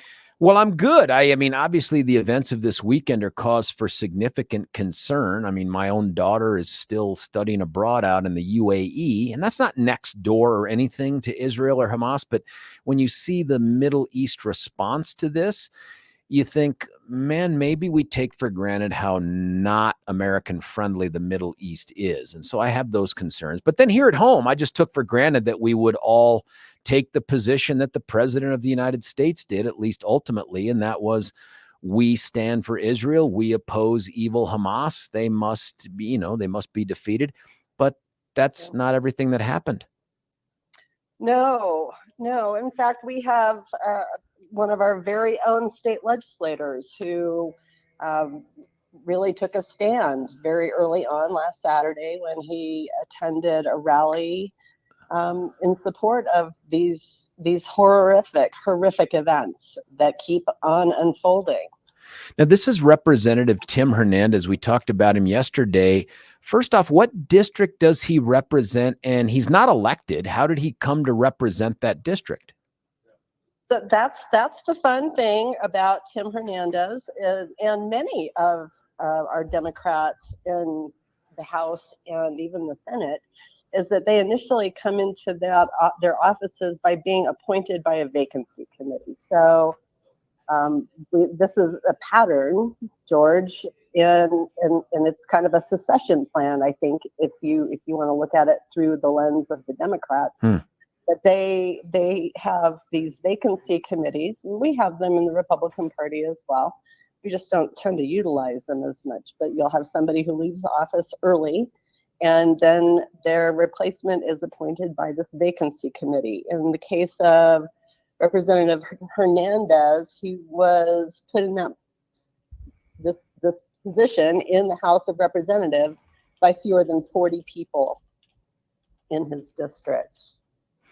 Do you know how they came to select him? Like, I'm not steeped in his background, but I know that he had been a teacher, a pretty controversial teacher in DPS, and then they got rid of him. And then I think he found his way temporarily over into Aurora Public Schools, inexplicably. But then next thing I know, I'm opening the paper and I see that this guy's been appointed to a House seat. Do you know anything about how that happened? Well, Serena Gonzalez Gutierrez she ran for the Denver City Council, and so she resigned her position in the House as House Representative for her district, and then that just started this chain of events were Hernandez was appointed by this vacancy committee. There were, I believe, 2 other people who were running for the position for the appointment, and one of which I think was incredibly well qualified, and they selected Mr. Hernandez. This is a guy who's young. I don't know how young he is, and he is outspoken. He took his oath. I don't know if you guys all get together for these swearings in or not, but he took his oath with his hand on two books, one of which I think I've identified as a book called Reign of Gold, but there was another thinner one on top of it. I've tweeted out at this guy a million times, like, what's that book? Like, tell us what the book is you took the oath to serve the state of Colorado and its laws on. And it's been mum's the word, but he also took the oath with a raised fist. You know how most people raise an open hand, and he raised a fist. This guy lives for the idea that he is some sort of revolutionary of sorts. Have you had any interactions with this guy yet? I have not. And I'm okay with that. So yeah, Mr. Hernandez he's an activist, and we are seeing this more and more in the state legislature, where we have activists being placed in positions, where these folks are going to make decisions on behalf of the citizens of this state. And not only are they not duly elected, but they don't represent, I dare to say, that their constituents, much less the citizens of Colorado as a whole. These activists are generally, and we now have 6 socialists in the House of Representatives. Oh my goodness! That are actually registered as Democrat socialists. That's how they identify. But there's a whole lot more than that. They just haven't taken that label on. They just haven't come out. They haven't come out of the socialist closet yet. This guy, for folks that don't know, within the hours after this brutal and unprovoked attack on these innocent Israelis, a bunch of folks seemingly cheering on those folks from Palestine that make up Hamas took to a place nearby the Capitol on the steps. And who was right there at the top of the steps with them but Representative Tim Hernandez, taking his position with them. You spoke out about it. I mean, he was front and center. He was front and center. Why did you speak out on this? Well, first of all, I saw the House Democrats' statement on the Hamas attack of Israeli innocents, and I felt like it fell way short. And then I saw what one of their own members was doing. And I thought, if they really cared, if they were really concerned, they would tell him to sit down. They would get him under control. They would reprimand him for his actions supporting the slaughter of innocent people. And that's not what had happened. They kind of came out with their own word salad and went about their business and let this guy just continue to voice opinions that don't represent the citizens of the state. I, like you, was taken aback with the silence from the Democrats about this. Their denunciation of Hamas was tepid at best, but beyond that, 3 of our 4 statewide elected officials at the state level, our governor, our secretary of state, and our attorney general, all are Jewish. Yes. Not a single one of them has come out to condemn Tim Hernandez's conduct in support of, in essence, Hamas after this attack by Hamas on Israelis. I don't understand it. I don't understand it either. I do have to give kudos to now Senator Daphne Michelson-Janae. I read about that. Yeah, you're right. She deserves it. She did. She deserves big kudos. And she is Jewish and she is Israeli, and she came out very strongly against Representative Hernandez's actions, and I commend her for that, because that takes the courage that nobody else apparently had. No, I do too. In fact, there was another one that somebody sent to me. It was a social media post by Representative David Ortiz, who I think you'll have to correct me. I think he's from like the Englewood area or something like that. He covers Englewood, something. Yeah. And he came out and was basically like, well, I disagree with my colleague Tim. And then when I come back from out of town, I've asked to sit. I'm like, whoa, what? I disagree with him. Like this is a matter of debate as to who's at fault or who's engaged in the evil conduct here.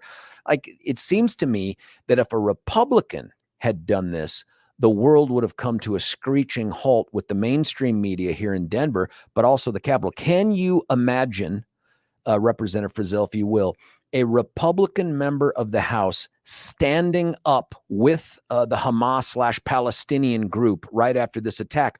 All of a sudden, Polis, Griswold, Michael Bennett, Phil Weiser, they would have set themselves on fire and run into the crowd just to try. I mean, they would have been so aghast at this. But when it's one of their own, it's mum's the word. I will tell you what would have happened, George, is the governor would have called a special session and used that special session to formally reprimand or censure that representative. That's what would happen. And that's not the same thing that's happening today. When you talk or hear from other members of the House who aren't Republicans, what excuses, if any, are they offering for this guy? Or are they defending him? Or are they just not talking about it like they're going to treat it like it's a Voldemort issue? It's a little bit of that. I think that there are some conversations internally that are ongoing. It's kind of like, well, what do we do with Timmy? I don't know. They're using this excuse that he's young, he's inexperienced, and this is a teaching moment for him. Well, what's the teaching moment? Hide what you really believe. Don't show us what's in your heart. I mean, so frankly, I'm thankful he did this. I want more legislators to expose the public to what they really think and believe. I mean, I'm aghast at what he did. I absolutely object to it, but frankly, I'm happy he did it. If the lesson to be learned here is when you become mature and seasoned as a politician, you'll keep these hateful, evil thoughts to yourself. I mean, what? Yeah, I mean, this falls under that when people tell you who they are, you should believe them. Yes. Yeah. This is a guy who increasingly, he hasn't even done anything yet in the legislature. He's going to get 5 bills just like you. Lisa, I can only imagine what he's going to draft up in those bills. But this idea that somehow his inexperience and his age are excuses for this, I guess what I should ask is, does he get less bill titles and less committee assignments and a fraction of a vote because of his age and inexperience? Or does he get the same exact authority you get? No, he gets the same exact authority, probably, well, if not more, because he's in the majority party than I do. So, you know what? That's a great point. That's a great point. You're actually at a disadvantage compared to the inexperienced young bomb-throwing Hamas lover. There was that huge turnout yesterday at Temple Emmanuel, and I'm glad to see that there was a huge turnout, like 2,000 plus people. Frankly, I would have gone, but for the fact that we had all these other commitments with the kids, I was happy to see that. But my guess is Tim Hernandez wasn't there. And I mean, if you're looking to make an amends, if you're looking to say, I get it. What I did was an affront to a whole bunch of people here that are on my team and in my community. Was he there? Do you know? I don't know. Like you, I had other commitments and was unable to attend. Excuse me. But he did issue a statement late yesterday. Oh, Tim Hernandez did? Yes. Oh, I'd love to see that. I'd love to see that. It was issued on Twitter and probably through the House comms. But candidly, it's just a lot of word salad. He talks about the situation between the Israelis and the Palestinians and Hamas is nuanced. And you know what, George, there is nothing nuanced about the torture and dismemberment and rape and killing of innocent people. There's nothing nuanced about that. This is, evil is black and white. And if he can't tell the difference, he has no business serving the people of this state in the House of Representatives. Yeah, that's a great point right there. The nuance thing, what strikes me is how hypocritical the Democrats are in holding a person like this accountable in their own fold. When you know, if it had been you, Lisa, they would have tried to run you out of the state of Colorado. They would have canceled you by now. You would be over. Yep, that's true. Is there anything that the Republicans can do to address this? And frankly, if you do, is it just going to be interpreted as, well, this is a partisan issue? And it's not a partisan issue. This should be nonpartisan. But it doesn't sound like the Dems have the guts, other than perhaps the senator you described, Daphne. Doesn't sound like they have the guts to do anything. Is there anything Republicans are thinking of doing? You know, I believe that we are going to be issuing a statement probably today, and denouncing this behavior, denouncing the actions of Hamas in the Middle East, specifically in Israel. We're going to be issuing a very strong statement. At this point, there's nothing that the Republican caucus in the House can do to Representative Hernandez, but continue to hold their feet to the fire. And again, expose them for what they are doing to the state and what they stand for. Is there anything else Colorado can do to show support for Israel? And I guess the concern is, and I had this conversation with Neil Dubrow yesterday, who's in Israel right now, and that was, yeah, I get it. Everybody's on board right now. But as we continue to get Hamas taken care of, and that's what has to happen, he's like, that support is going to wane. And you're going to see all the anti-Semites and the anti-Israeli stuff start to come out. What can Colorado do beyond just a proclamation saying we support Israel? You know, that's a great question, George. And we have to stand solid with the Israelis in this matter. We cannot waver. This is their 9/11, and you know, like the United States coming together, the people of the United States, its citizens came together after 9/11. The Israelis are doing the same thing, but we need to be with them and stand firm with them, and not step back, not let the rhetoric that is going to happen, as you very accurately described.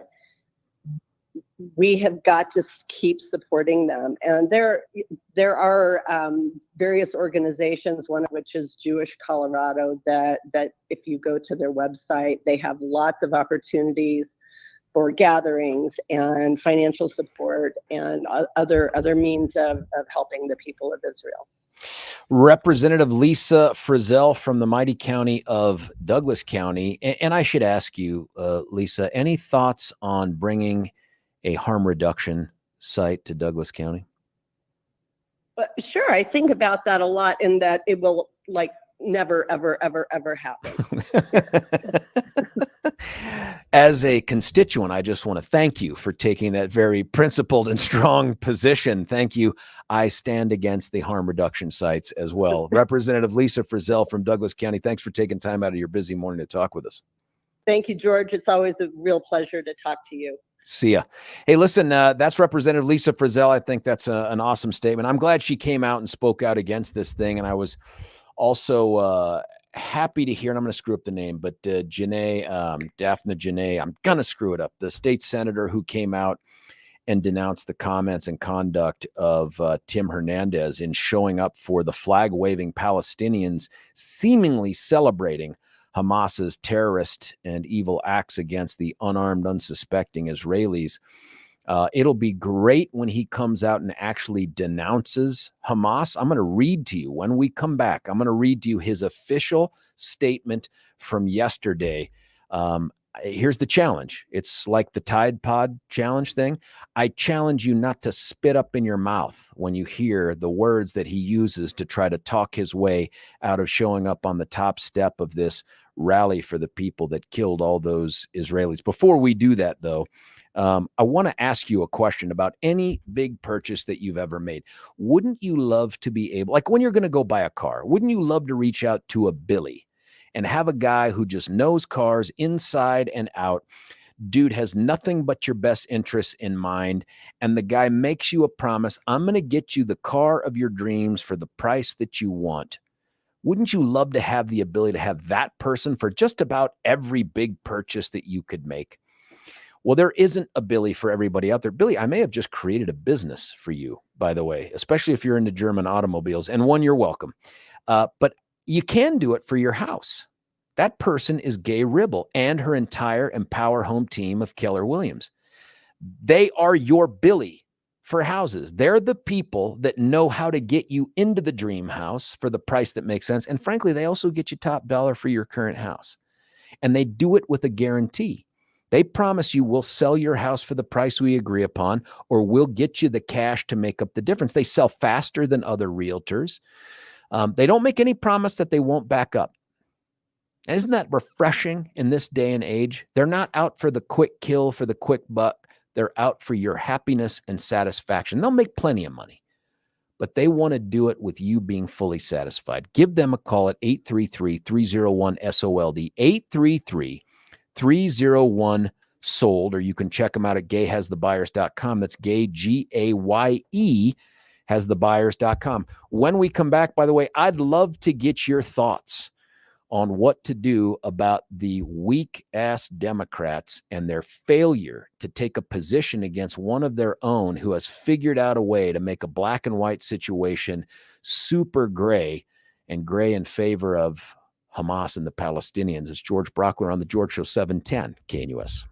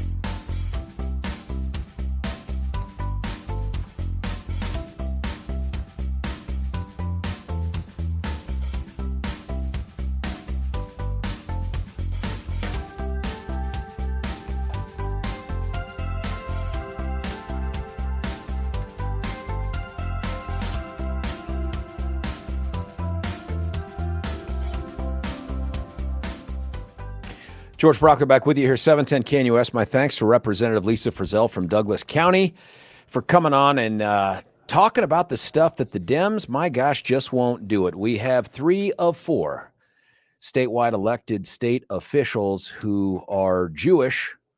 I don't know if they're practicing. I think Bill is. I don't know about the governor. I don't know about the Secretary of State, but they're all Jewish. They all brought that up in their campaigns. It's all something that I presume that they take very seriously. They've all come out to denounce the attack by Hamas on Israel. And yet when one of their own, bomb thrower Tim Hernandez, not elected, just appointed, at this point, by the way, we'll see what that district does. I mean, how embarrassing would that be if they turned out and voted for this guy? When he comes out and stands on front and center on the steps with the cheering people who are waving the Palestinian flags right after the attack, message is pretty clear, but they won't denounce him. They simply won't say anything. And those ridiculous excuses that Lisa said that are being made, well, he's young. He needs some I'm sorry. If you're that young and that inexperienced, it doesn't impact your beliefs. It only impacts how you present them. I'm happy. I thank you, Tim Hernandez, for showing us what's inside that heart of yours. So he puts out a statement. I mean, it's enough. I imagine his initial response was, screw you. I'm the fist raising wingnut abolitionist, whatever that is, / activist. And he puts out this statement. I'm going to read it to you in whole. All right. And then I want you to react to it. And I want you to tell me what you're hearing here. Representative Hernandez official statement 10-9. I'm against oppression. I'm against human suffering. I'm against attacking innocent people. I'm heartbroken for any loss of life at all. As I navigate, and by the way, I'm sorry to interrupt right there. You could see his heartbreak as he stood behind all of the cheering, flag waving Palestinians after the attack. You could see it in his face. It was heartbreak. As I navigate our community's responses to the events of this past weekend, I find myself in a moment of deep reflection. That word deep will show up 4 times in this, of deep reflection, not superficial reflection, deep reflection. My deepest condolences are with all victims' families and all those still searching for or waiting to hear from their loved ones. I cannot imagine their pain and anguish. When we see injustice, we have an obligation to listen to what is happening so that we may act towards justice. I listened at a rally on Saturday in solidarity with the Colorado Palestinian community, not Hamas, because Palestinian people shared in the tragic loss of life this weekend. Got to take a pause right there. Utter garbage. Okay, those folks weren't out there mourning loss. If you look at the video, they are waving flags, they are smiling, they are gleeful about what took place. If the Palestinians are victims of this unprovoked attack by Hamas, then let the Palestinian community come out and denounce Hamas. This wasn't a rally to denounce Hamas. This was a rally to cheer on what Hamas did. So pretty please with we can see it with our own eyes on top. Don't try to shine us into thinking that what you did was to just show up there to listen. You could listen from off camera. You could listen from not at the top where all of this stuff was being led. Utter garbage. So here's what he says. I did not speak or attend the rally in support of Hamas or in support of the attacks on Israel that took place over the weekend, nor did I, quote, spit on Israel, end quote. I've listened and heard, here it is, deeply. How do you hear deeply? From Jewish and Israeli Coloradans who have called for my solidarity in mourning their losses as well. I will bet you that the Jews and Israeli Coloradans he's heard from have not said, join in our solidarity for mourning our losses. I'm pretty sure they said, Tim, there's an evil here. It's Hamas. Come out and denounce Hamas. But instead, he pitches it as called for my solidarity in mourning their losses as well.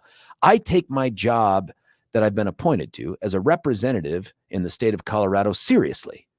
I will always seek to listen to the experiences of all impacted community members and to offer healing, space, and support to all in grief and mourning. The Israeli-Palestinian conflict is one of the most complicated in the world and demands nuance. Folks, what was nuanced about Hamas's attack on Israel over the weekend? What was the nuance there? But then he takes the opportunity to throw another punch at his country, the United States. Here it is. And yet, as is also true in the history of the United States, expressions of support for the oppressed are immediately labeled as scary, divisive, and attacking.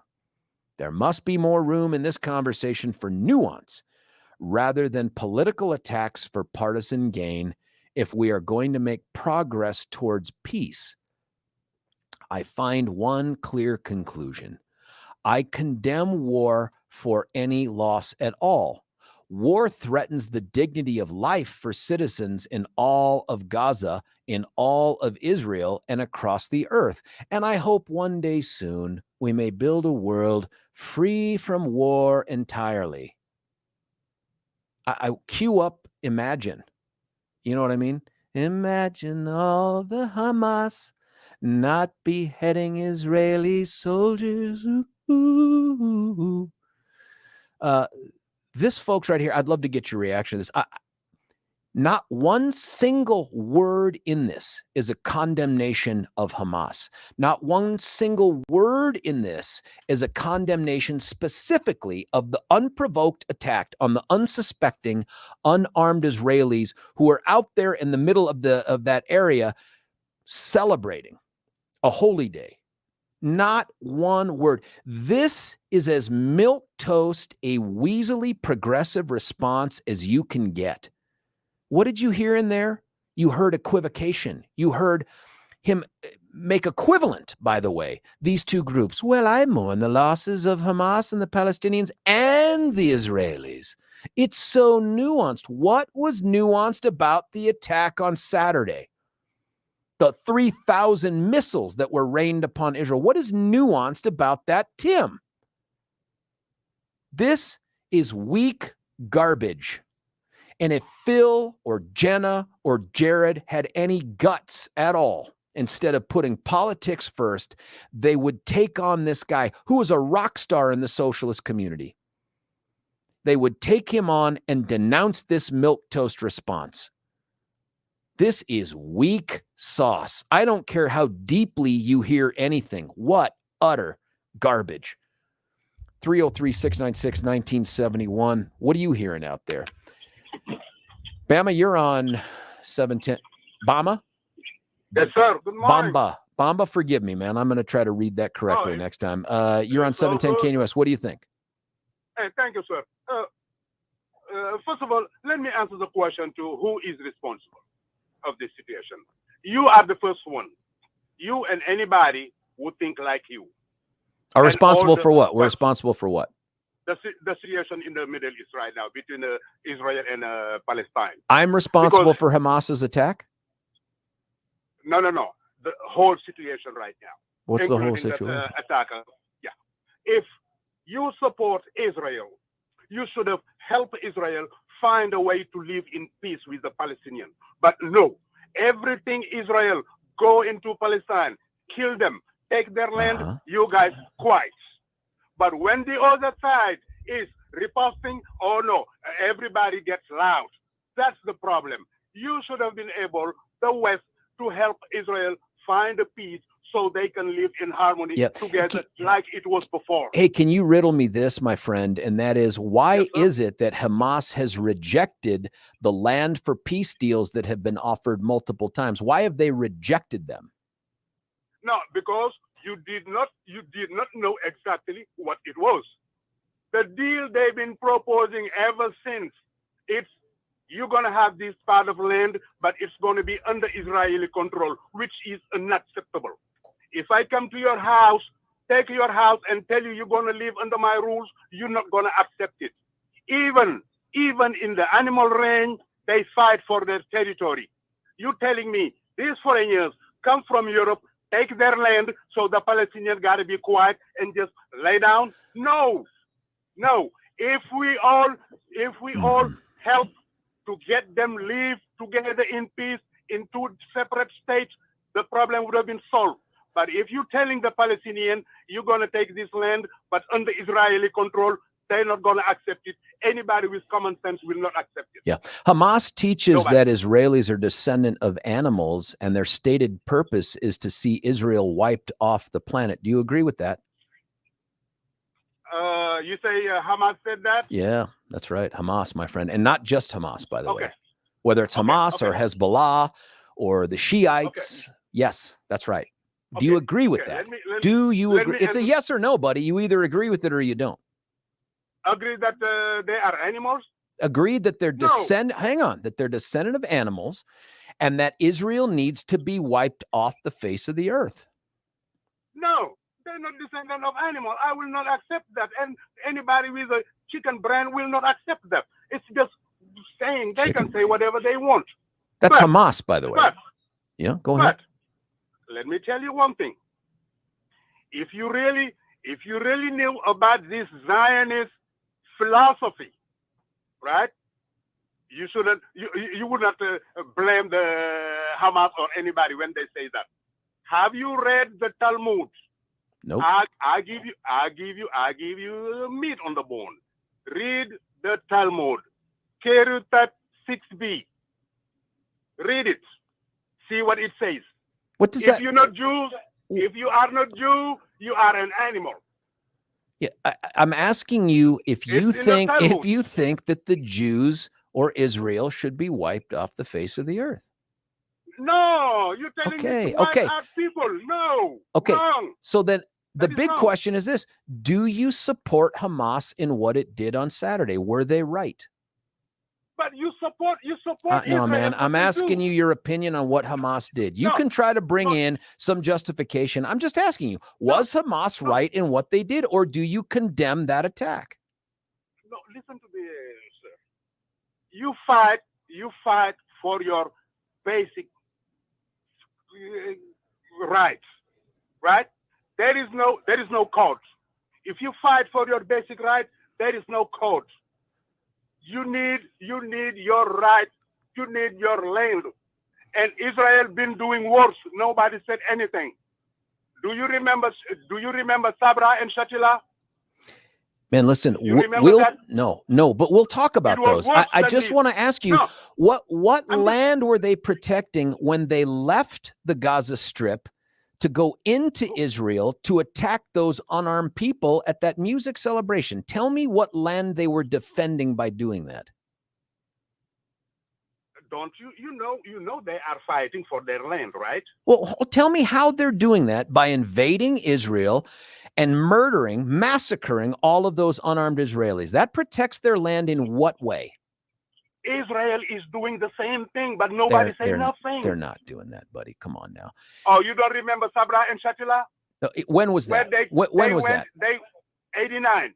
They went in these two refugee camps. So hang on, and you've got me on the facts, but 89, my friend. Do the math on that. That's almost a quarter century ago. And you're telling me that justifies what took place on Saturday? It's super simple, man. You can condemn Israel for all the things that you think that they have done wrong to Gaza, but you can also say, I disagree with what Hamas did. What they did was evil in attacking and murdering. They weren't taking on the IDF, my friend. They were murdering women and unarmed men and children and then kidnapping them. You're telling me that is to defend their land? That's garbage. Killing anybody for any reason is wrong. Nobody will accept that. That part I disagree with, friend. There are all sorts of good killing out there, like self-defense. There's also good killing of eliminating evil when it attacks. So I disagree with you there. You want to tell me that everybody over there is just on a self-defense mode? No, I'm not telling you that. No. I'm telling you that what they do right now is going to be to end Hamas. And if you're the person that really believes in Palestine, not Hamas, but Palestine, you would embrace that. That's where you are wrong. Do you support Hamas? If they destroy, do you support Hamas? No, like I said, anybody killing people for any reason is wrong. Uh-huh. This is wrong. Yep. We should have avoided this situation if at the beginning Yeah, well, the West would have we're put here. on the table. We're here. Find So a way. I'm asking you, do you condemn Hamas for what they did? Here's your chance to do it right here. You called in. Back up your words that No, killing is wrong they- for any reason. Do you condemn Hamas?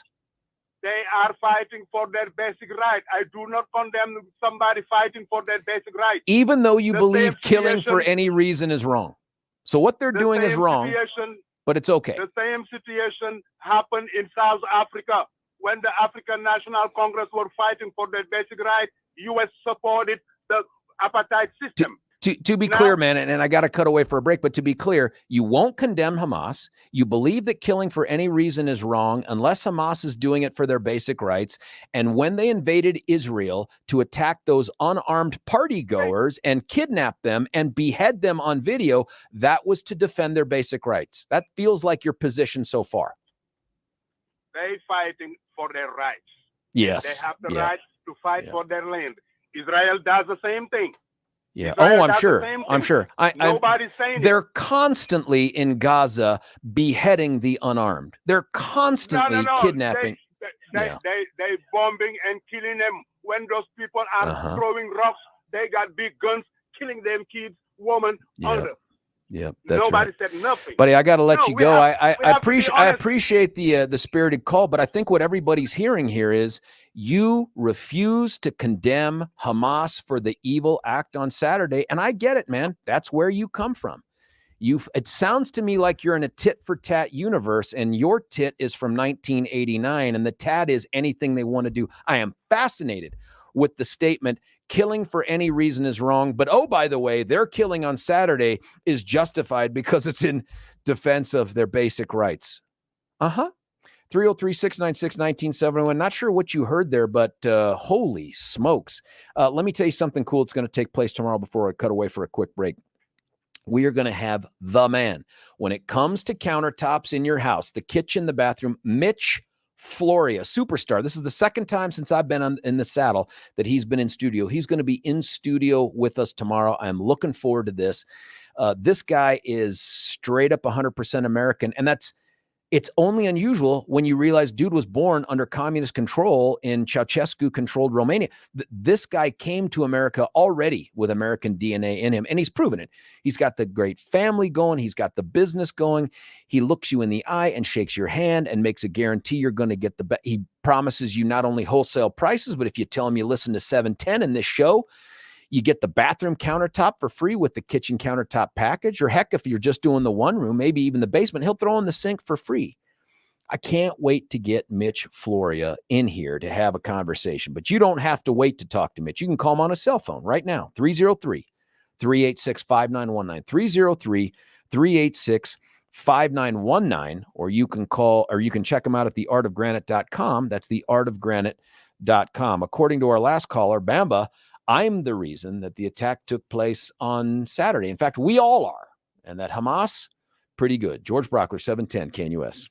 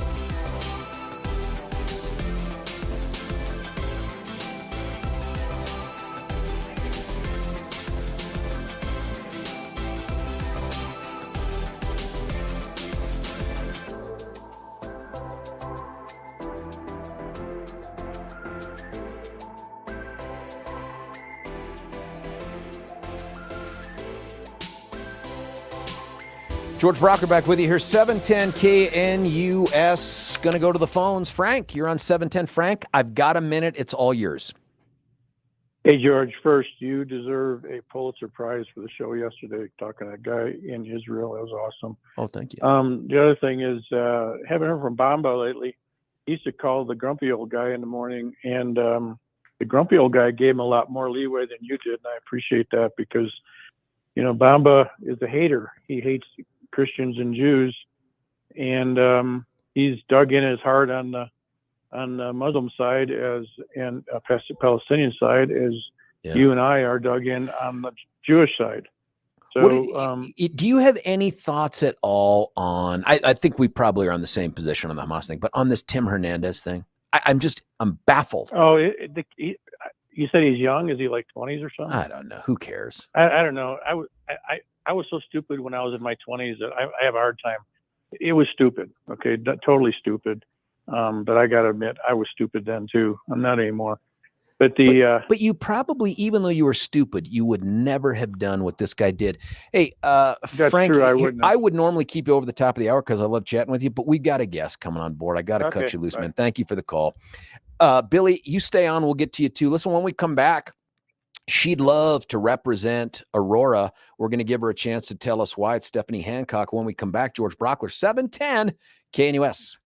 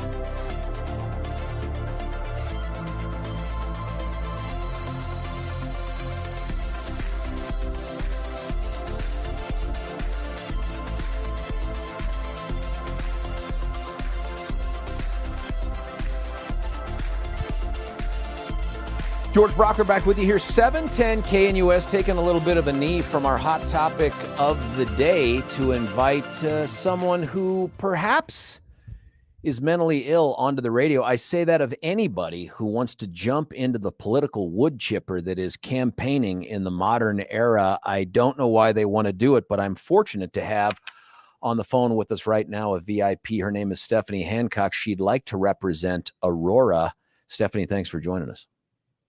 Thank you very much, George. It is always a delight and interesting flavor to be with you. This is, let me begin by asking you what's wrong with you. Like, why do you want to do this?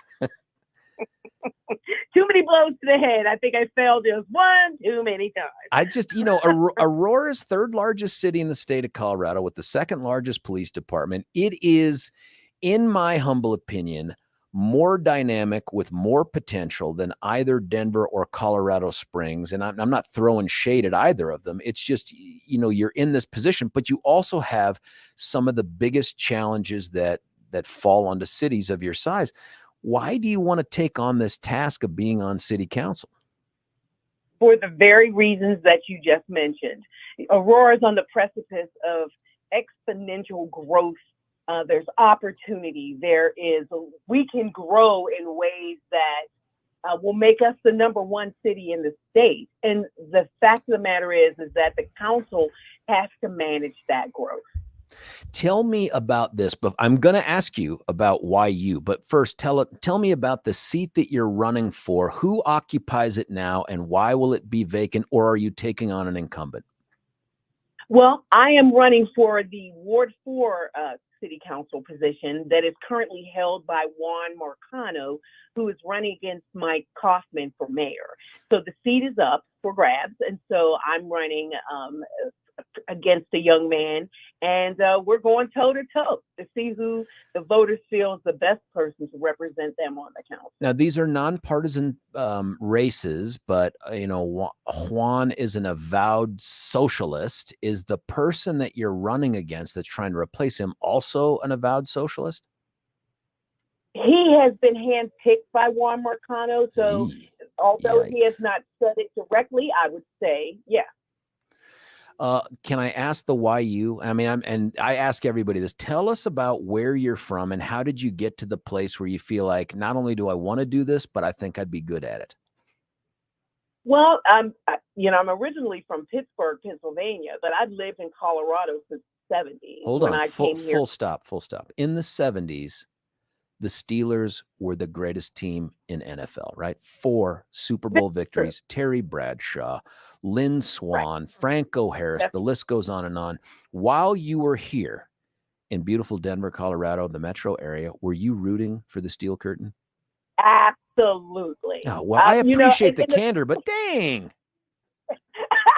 I mean, the Pittsburgh Steelers, come on, somebody. They're the baddest team to ever play. Now they're, having struggles right now. And I'm not really that great of a football fan, to tell you the truth. But, it's the pride of the black and gold that I represent, on football Sunday. So, they pulled off an upset.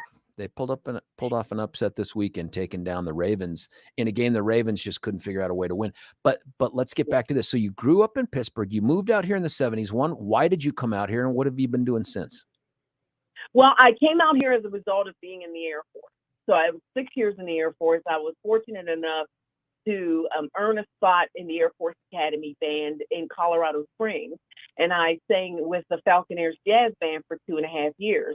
And when I came to this beautiful state, this was home to me. This was the place I wanted to put down my roots, raise my family, and be for the rest of my life.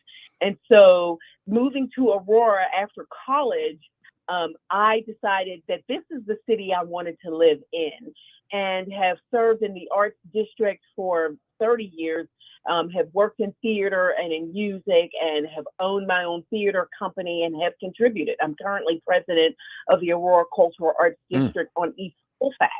And so what prompted me to jump in was the fact that the potential that we have in Aurora and the challenges that we have need someone with a clear head, with a vast array of experience, which I have. I've done everything from make meatballs in a kitchen served in the military, own my own business. I've worked in multifamily housing and healthcare. So I bring a breadth and depth of experience to this role that's practical, that can help the city council move forward for people who are everyday working folks. Now, I don't know how you're going to get past the city rules that prohibit more than one Air Force veteran from serving on city council at a time, but Danielle Jurinsky's already filled that spot. Yes, I know. But see, when she was in, I was already in and out. So, yeah, So I you got a think little more. you're going to get a clause I there. got a little more time in service. A little more time in service. Tell me when you look at what Aurora faces moving forward, do you have in your mind, hey, right after I get elected and get sworn in, here are my top couple priorities. This is exactly what I want to approach. I want to really tackle the crime issue in our community. Now, our police force has done an admirable job of bringing down crime. But, you know, if you're the person who's victimized, that you don't really care about stats. You care about somebody coming to help you. And we want to make our community safer so that we can attract businesses. It is important for our residents to feel that when someone is a victim of crime, that not only the police are going to immediately respond, but then the perpetrators of these crimes will be properly prosecuted. It's important for people to know that Aurora is a city that's open for business. And like my colleague said, we're open for business and we're closed to crime. And people need to know that we're not playing around in Aurora. You know, when I lived in Texas in college, there was a town that everybody knew. You don't go there and get into shenanigans because they will promptly put you in jail. Oh, what was the town? That it was Caplis Cove in Texas, outside of. Pretty safe place. You and I were with an undercover dressed Chief Art Acevedo last week at an event.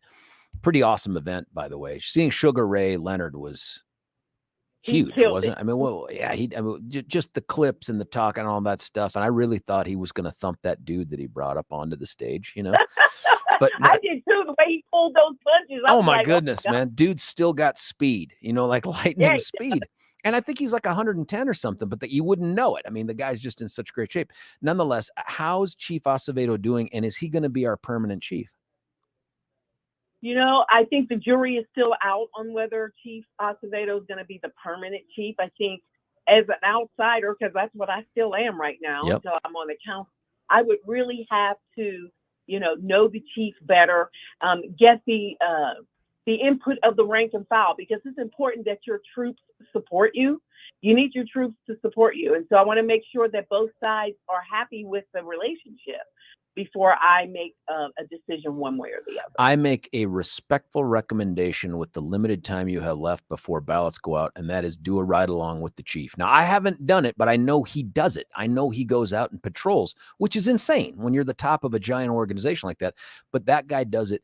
It might be cool to get to ride shotgun there and go through the city and sort of ask your questions and see how he's doing. I mean, I anticipate you winning, so it's probably a good head start on that position.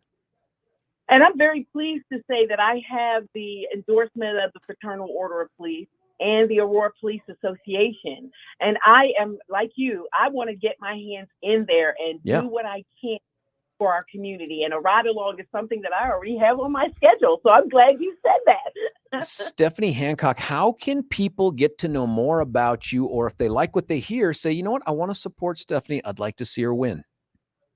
Well, in the last 29 days of this campaign, you can reach me, stephanie4aurora.com. You'll see a bio on there. The last candidate form is also posted on there. And if you email me or call me, I always contact you back. That's Stephanie for Aurora. Is that the number 4 or FOR? Stephanie, that's correct. Stephanie, the number 4, Aurora.com. Well, listen, I'm hopeful of having you back on after you win. And I want to hear about what's going to take place next. I'd like to even come to the swearing in when it happens. That would be fantastic. I'd love to have you, George Brauchler. I appreciate that. Stephanie Hancock, that's stephanie4aurora.com. Thank you so much for your time. Get back to that campaign trail. Go convince those Aurorans to continue to make the change they started a couple years ago. I like the direction that Aurora's going. There's plenty that needs to be done there, but oh my gosh, night and day difference between the direction that they were headed and now the direction that they're going. Stephanie can help with that as well. Hey, listen, I want to do a quick live read here for you, and then I'm going to get to Billy and others. I'd like to get back to our topic, if we can, about we had this incredible caller at the end of the last hour, or right before Frank, and it was a caller who denounced all killing for any reason as bad, but not what Hamas did on Saturday, because they're fighting for their basic human rights. I don't know what those rights are, but apparently it's all killing is bad, except for when you're doing it for your basic human rights. One thing that you can fight for is your pain-free existence. I am weeks away, and I say that and shudder at the idea that I am less than 3 weeks away from trying, and I'm going to say trying. I had a great deal of confidence when I started this process months ago to complete the Marine Corps Marathon. It turns out the marathon is still 26.2 miles, even though it's a Marine event and it's out in Washington, D.C. They've kept it the same length. I'm a little disappointed. I thought it would be much shorter. Nonetheless, I'm going to do that. And I worry about the recovery for my joints. I mean, I'm putting wear and tear on these bad boys, and I've been around for a little bit here. I know that when these things have chronic pain, I know the first place I'm going to go to, and that is my friends at QC Kinetix. Those are the folks that have figured out a way to take your pain away, not by cutting you open, not by sending you to a ton of rehab where you're off your feet or whatever it is. It's not the pills, it's not all the pain, but they're not going to do any of that stuff. They're going to talk to you about using what's inside your body right now to fix what's wrong with your body right now. Knees, hips, whatever it is. It's called regenerative medicine, and these folks have figured out how to do it. They've been doing it border to border, coast to coast. The people that use them swear by them. If it's the right fit for you, you can't know that from me. You got to go check them out. Go to their website, QC Kinetix, 2 letters. QC Kinetix begins with a K, ends with an X, QCkinetics.com. Or why don't you just call their local medical professionals and ask them every question you can think of until you feel comfortable. 303-900-8986, 303-900-8986. One more time, 303-8986, 303-900-8986. That's QC Kinetics. Let's get right back to the phones. Billy from Parker, you're on 710 KNUS. Billy, what do you think? Well, I think that the president of El Salvador, his name is Nayib Bukele, and he's Salvadoran with Palestinian ancestry. Oh, really? I didn't know that. Yeah, he's. I work with a lot of people from El Salvador, and they love the guy. Yeah. It's just they're established up here now, and so going back is a little bit less of an option since like they've got kids here that are going to school, doing well, and things like that. But anyway. The way that he tweeted out his response to what was going on was perfect. Tim Hernandez and Rashida Tlaib could learn a lot from it. He said, as a Salvadoran with Palestinian ancestry, I'm sure that the best thing that could happen to the Palestinian people is for Hamas to completely disappear. Those savage beasts do not represent the Palestinians. Anyone who supports the Palestinian cause would make a great mistake siding with those criminals. It would be like if Salvadorans had sided with the MS-13 terrorists just because we share ancestry or nationality. The best thing that happened to us as a nation was to get rid of those rapists and murderers and let the good people thrive. Palestinians should do the same. Get rid of those animals and let the good people thrive. That's the only way forward. That's it. Full stop right there. Boom. Billy, I love that. I love the call too. I would like you to consider moving into Tim Hernandez's district though and running with that same sort of thought process there. You would do the same thing with America, right? Like if some fringe group in America went out and did something horrible, you would decry them for doing something horrible. You wouldn't be like, well, it's our horrible guys, wouldn't you? Absolutely, of course. And the thing as far as what I get where Tim Hernandez is coming from. I get that 100%. The Gaza Strip, yes, that is an open-air prison for Palestinians. And if my family lived in some land and then suddenly in 1947 we were all forced off, just like the reservations in the United States, and then we had some fringe group that was part of that decided to start going out and rape and kill people, behead babies. Sorry, a hero doesn't rape and a hero doesn't kill innocent people, especially beheading babies. That doesn't happen. Hernandez needs to condemn that. Tlaib needs to condemn that. Until they do, they are completely hypocritical in their positions. Like I said, I get where they're coming from, but they've got to take a stand against Hamas. What's the name of that El Salvadorian president that you just read that statement? His name is Nayib Bukele, Nayib Bukele. That statement, Bukele. we should figure out a way to put them side by side with Tim Hernandez's, because on his Twitter account, I've already done that. Oh, you've done it. Okay, because his statement is just so milquetoast. I'm not gonna call out the wrongdoers here, and that's what I was trying with Bamba too. Was, listen, man, decry Hamas. I'm not saying decry Palestine. I'm not saying decry, the Palestine. Decry Hamas. That's the problem here. It wasn't the Palestinian people that poured over the border to attack these innocent folks. It was Hamas that did it. Yep. And I appreciate this. They're rapists and they're baby murderers. That's absolutely right. Hey, Billy, great call. Please call in again. I love that. That is a great call. I love that story about the El Salvadorian president. That is the right answer. How can that guy have so much guts? And he actually has a connection, a familial connection to Palestine. And it doesn't matter to him. So, what do you think about this? 303-696-1971. I'll read you a couple texts here. Let's get to here's one, a reference to our old caller George. You just finished talking to a potential terrorist. All politics aside, this is absolute evil. You have seen evil up close. I know you truly understand what this is, even if the mind can't truly comprehend. It is utter evil. And I think Billy hit it the nail on the head when he talked about the raping, in essence, the pillaging, the killing of the innocent babies. That you watch them kidnap these people, and the way that they treat them on video. This isn't about fighting for basic human rights. This is about trying to eradicate Jews. That's what they exist for. And frankly, they're the puppets of Iran. And it's not just Hamas. It's Hezbollah up north out of Lebanon. Same thing. Another nice text. Well done. Thank you for that.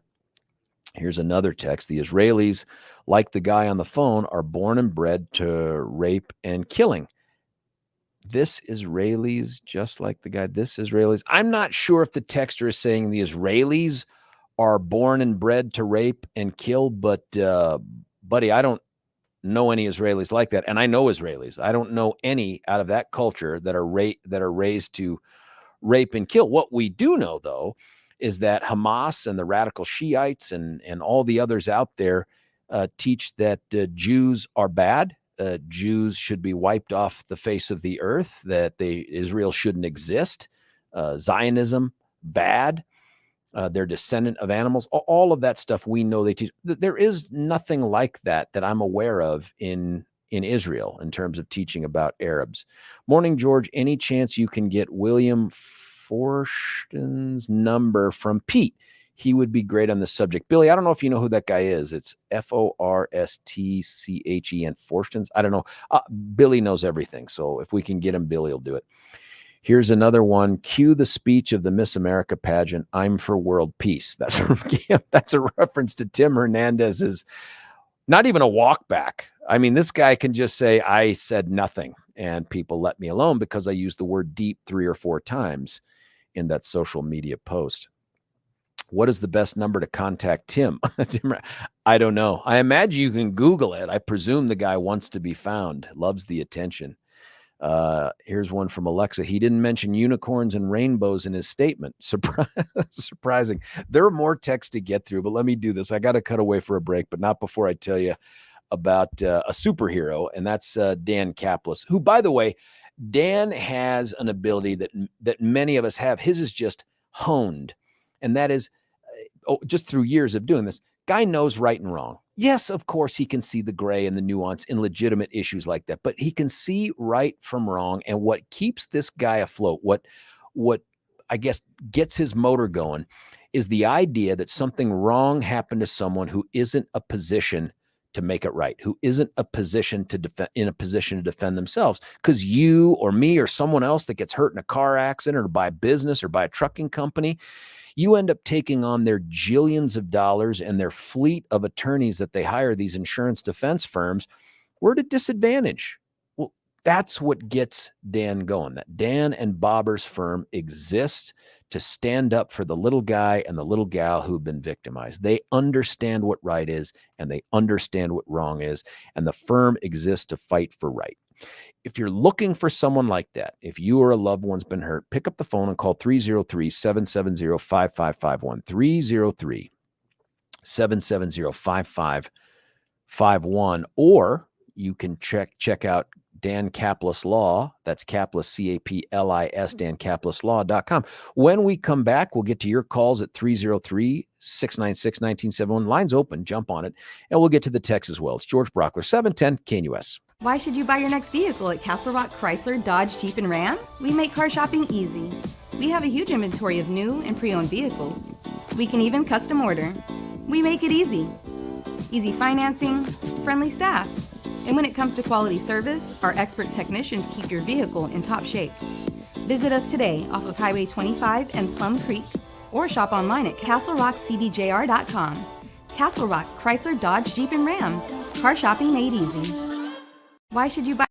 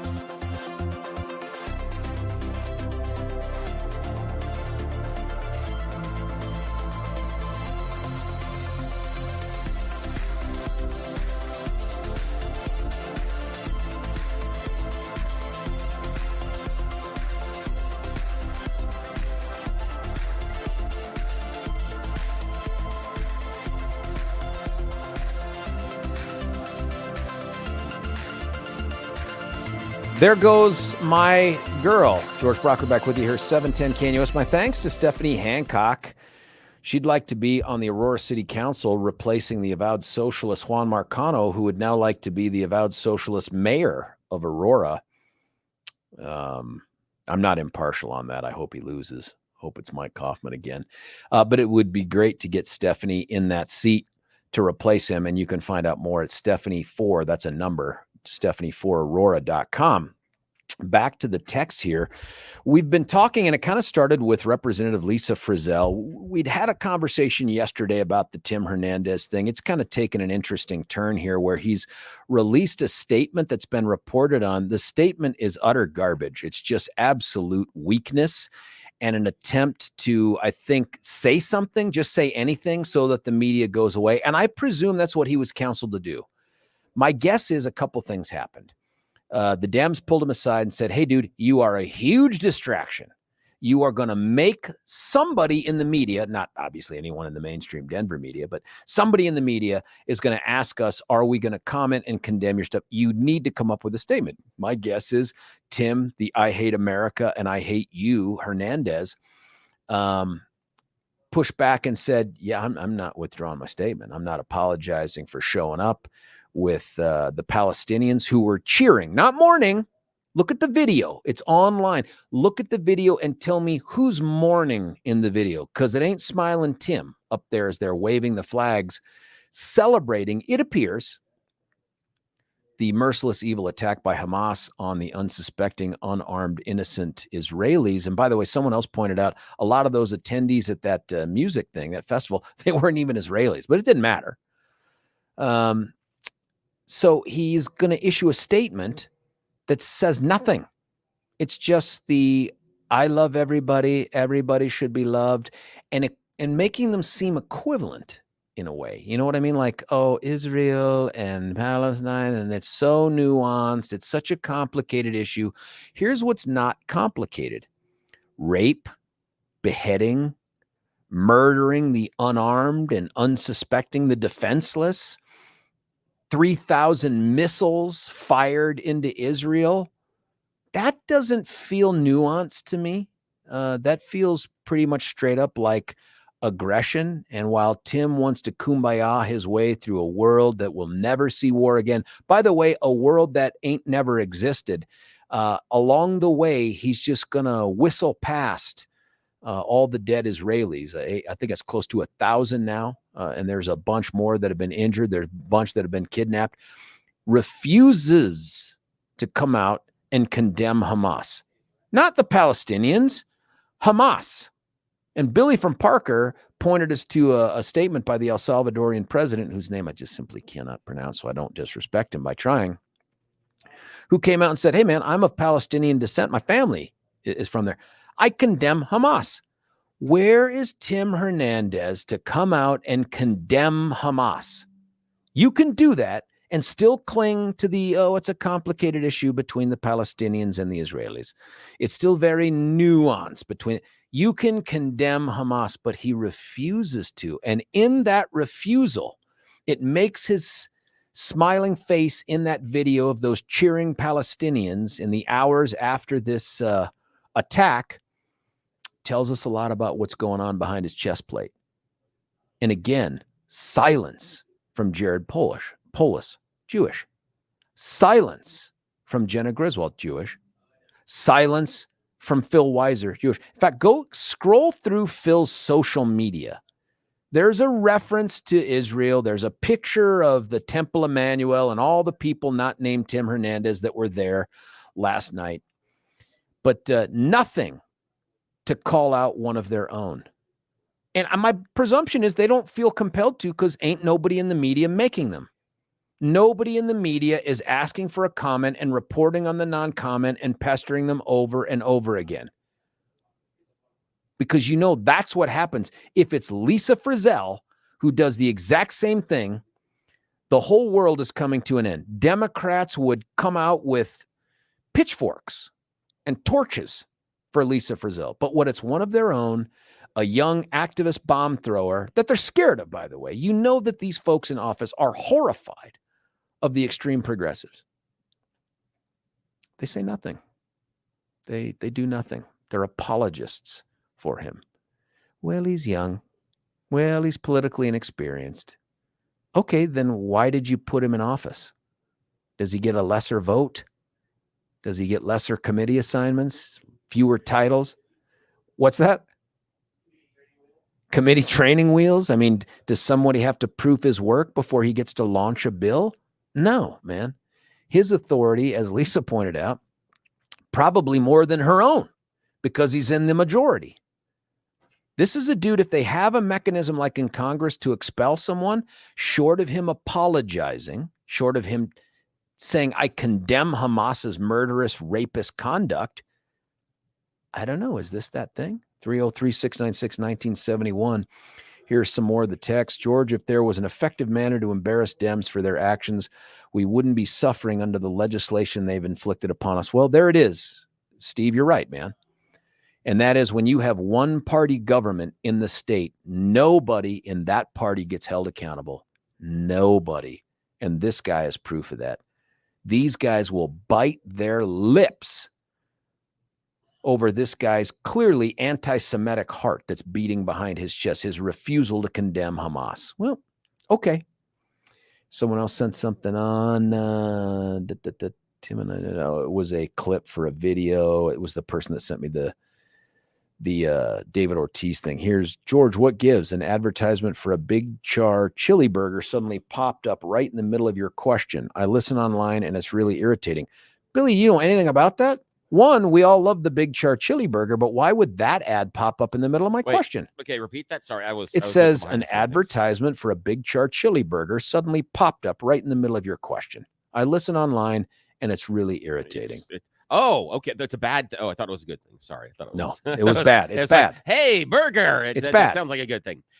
It depends on the streaming service and how they accessed it. What happens is we have a signal that emanates here-ish. And then when it goes off to the stream, it's carried through the servers of let's just say competitor. Oh, several of them. And I get it. Yeah. So if you're listening through the something, or the Audicimus me, something like that. Then is it because we've crossed the streams? Bam! That's a Ghostbusters reference right there. Nicely done. That just happened. It more is because they don't care. What they do is they fit their stream. Yeah, I appreciate the candor, friend. and their commercial breaks based on how they structure their clocks. Yeah. When we run through and we're using a different clock and we have to send tones as far as when we break and there's a system there, they could care less. So occasionally their system just pops up and decides to just run something in the middle. Sometimes it'll run commercial breaks the wrong time. My favorite is when they get the geo-targeting wrong and they run the Spanish. Yeah, that happens a lot. We get a lot of texts where they're like, why am I listening to Spanish ads I don't understand? And here's the thing is, and my response is Duolingo, baby. Yeah, the thing is they and it's really, I feel really bad for those Spanish advertisers because they're getting hosed because it's muy mal. They can't go back and see that they did a Spanish language message to a largely English speaking audience that would not be amenable to it and wouldn't be able to understand it. But the streaming services count that as an impression, so they still charge them for it. So even though shouldn't happen on the 710 KNUS app. No, it shouldn't. We don't do that. They don't care. That's the larger streamers. They just know that if they run that Spanish ad, and especially they'll do it on our stream rather than one of their own that is English speaking, because it matters for them on their own stream. Sure. But if the Spanish speaking crosses over into another stream they're servicing, all they do is just count the number. Oh, well, we ran your commercial on this stream and this stream and this stream. So we did it on 150 streams and the impressions are this. So pay us. They never go back and show them, we ran it to an audience that didn't understand you. I really get confused when they do the Tagalog one. When that comes on board, then you're lost because who's that clientele? Yeah, I love the ones where they have live commercials for people that you're not listening to. Where the guy's like, when I'm in town and I do this, I'm like, I don't care. I don't know. Who are you? Why do I even? Yeah. Here we're going back to the text. What That's the Dem playbook. Larimer County City Council and boards, including education, have successfully flipped from red to blue in 20 years. Start with the county boards and school accountability committees. Then they promote from within. And someone texted in after your response, but they said, "But I love the Domingo." Yes, exactly. There's some of those that are fantastic. And I got to tell you, there are some Spanish ads that I'm like, I really wish I understood, because it sounds like they're having a lot more fun than I am. I don't know what the product is, but they seem happy and they're joyful, and versus the sadness. But that has who taken over doesn't most of my also life. feel completely comfortable screaming for about 30 seconds to a minute? Go! I mean, that just Yeah, we could go crazy with that one. Yeah. we have George. If you want to light an inferno in your belly, you should eat the char chili. No, Yeah, it says exactly. watch Ben Shapiro's show from yesterday. He's part owner of the Daily Wire. The footage, the effing terrorist is posting is sick. Save the Jews. We will never let this happen again. And this person also said, basically, screw Ukraine. I think that's the other loser out of this situation, is they have completely distracted America in a unified way, at least for the moment, away from Ukraine. If you are Zelensky, you have to look at this like, oh, dang. I mean, they were already not happy about giving us more and more money and armaments. Now, whatever limited supply they have, they're going to start to shift towards backing the Israelis. This is not good. This is good for Russia. Yeah. By the way, who's buddies with Iran. And who's buddies with Hamas. And buddies with Hamas. Remember, we talked, and now George and I talked about you this did tell, you should say we talked this, about it off air yesterday. But membership of Hamas's leadership team, not the top guys, but the number twos. The number twos in March took a trip to Moscow to hang out with Russian leaders and intelligence. Now, we don't know if we can connect the dots between Hamas and Russia and whether or not they were involved in some of the planning, the activities over the weekend. But it would be highly unlikely. They had nothing to do with it at all. It's not even a connect the dots. It's a scratch and sniff. It right? really like you is. Scratch it and it smells like vodka in there. It certainly somewhere. does. And to think that in March that the Russians were like, if we get this involved, because then we can go ahead, and they know this would take America's eye off the ball. And if there is another proxy in conflict involvement that the U.S. needs to pay attention to more than Ukraine, that's a win for Russia. So to me, it makes it highly more likely that Russia was at least tangentially involved, if not directly involved, in the planning. Iran bears most of it, but Russia had their fingers in this too. Just can't be distracted from all these things. But everyone's got their opinion on us. And I imagine that's a day we'll have that conversation too. Here's another one. George just posted that Bukele post on your Twitter feed. It's under the handle Nick Papa Giorgio. Great. Thank you for that. That's fantastic. Play to slay. Biden sued for sending $500 million in Palestinian aid that could fund acts of terrorism. January of this year. That's a discussion point too. I've heard a lot about the $6 billion to Iran and some of the other monies that went to that is worth a conversation. We're worth a conversation. And part of it though, we're going to have that expert, right? You're going to nail us down that Middle East Thursday, expert. Yeah. And the conversation is worthwhile. However, the idea that Iran could turn around the money that, from my understanding, hasn't been even taken out of the bank accounts yet into what went on over the weekend, for me, highly unlikely. And the other thing you have to realize that when people are saying, well, obviously the money that we gave them recently back to Iran funneled into this operation, could they have planned it this quickly? The other thing you need to realize is, and we had a conversation about it yesterday, is Iran is not cash poor. They weren't holding on. They weren't going out, if we can just get that $6 billion back, then we can do the terror.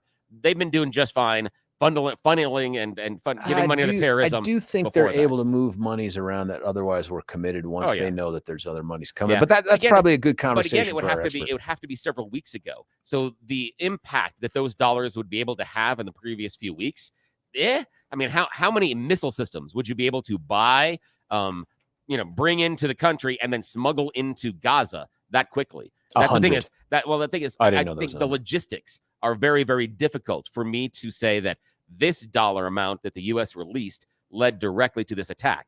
Now, again, Iran's not cash poor. They can funnel and all the money they want. So. Well, I love the Domingo, multiple texts on that's great. Domingo.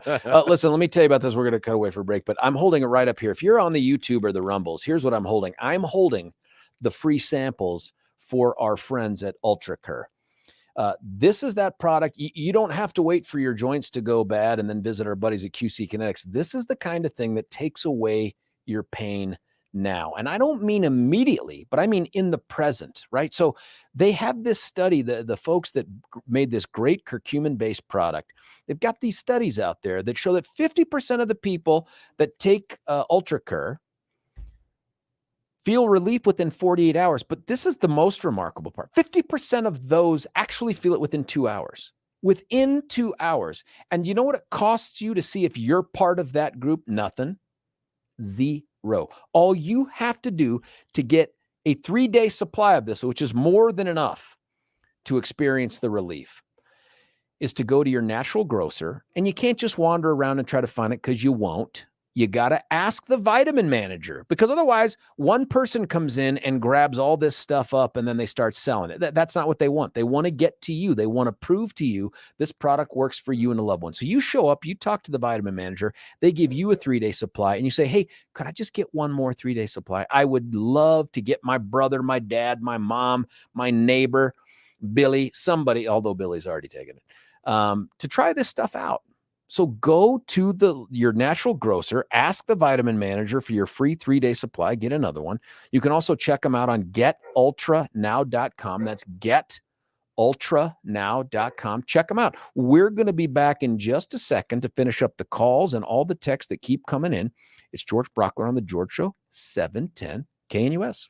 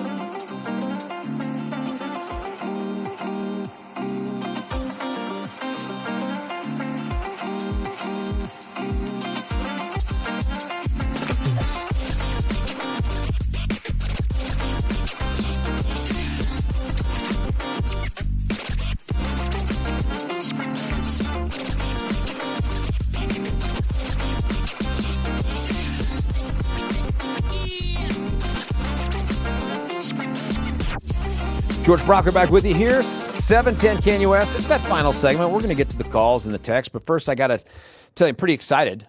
Brand new for us in this show is to tell you about Roll 'em Out Shelves. Brent and Joyce Tolliver, and I've been listening to these ads forever, and I love what they do. Let me just paint a picture for you. You know, you think that cabinet space is the end-all be-all when you're in a kitchen. Sorta. It's about 3/4 of the way there. But anybody that has had a ton of cabinet space, especially deep cabinet space, knows that the double-edged sword there is you can store everything in there. But when you need something, you having to get down on your knees or double over and dig around behind the Instapot and the toaster and all in the Lazy Susan and all this other stuff to try to get it, it can be a challenge. And what you're looking for are unique opportunities here to make that space usable. It's efficiency for you in using the kitchen. That just makes the kitchen a better place. And so if you can get the roll them out shelves, and that makes all that stuff in the back now in the front with all the other stuff. The customer feedback that these guys get, the 5-star reviews that they get are crazy. I got time to read a couple to you, but listen to this. Joyce and Brent have transformed our home in ways we could not have imagined. Boom. Solid, well-made product, skilled installation, no mess left behind. There's dozens of these.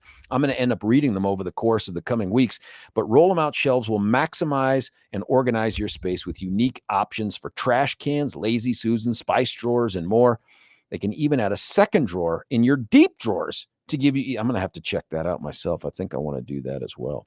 Schedule your in-home estimate today. Receive your first 4 rollouts installed, no charge. That's an $80 value. You'll see firsthand what wonders these experts can do to create and customize space in your kitchen, bathroom. Oh my gosh, laundry room. That's what I need. I need it in the laundry room, garage, or any room. Call 303-475-9601. 303-475-9601, or check them out at rollemoutshelves.com. M is E-M, rollemoutshelves.com. Make sure when you reach out to them, you say that George told you to do it. That's Roll 'em Out Shelves. Let's get right back to the phone lines. Rusty, you're on 710 KNUS. Rusty, what do you think? Hey, George, you must have some kind of legal background. The way you took that Bomba guy apart. I mean, when you got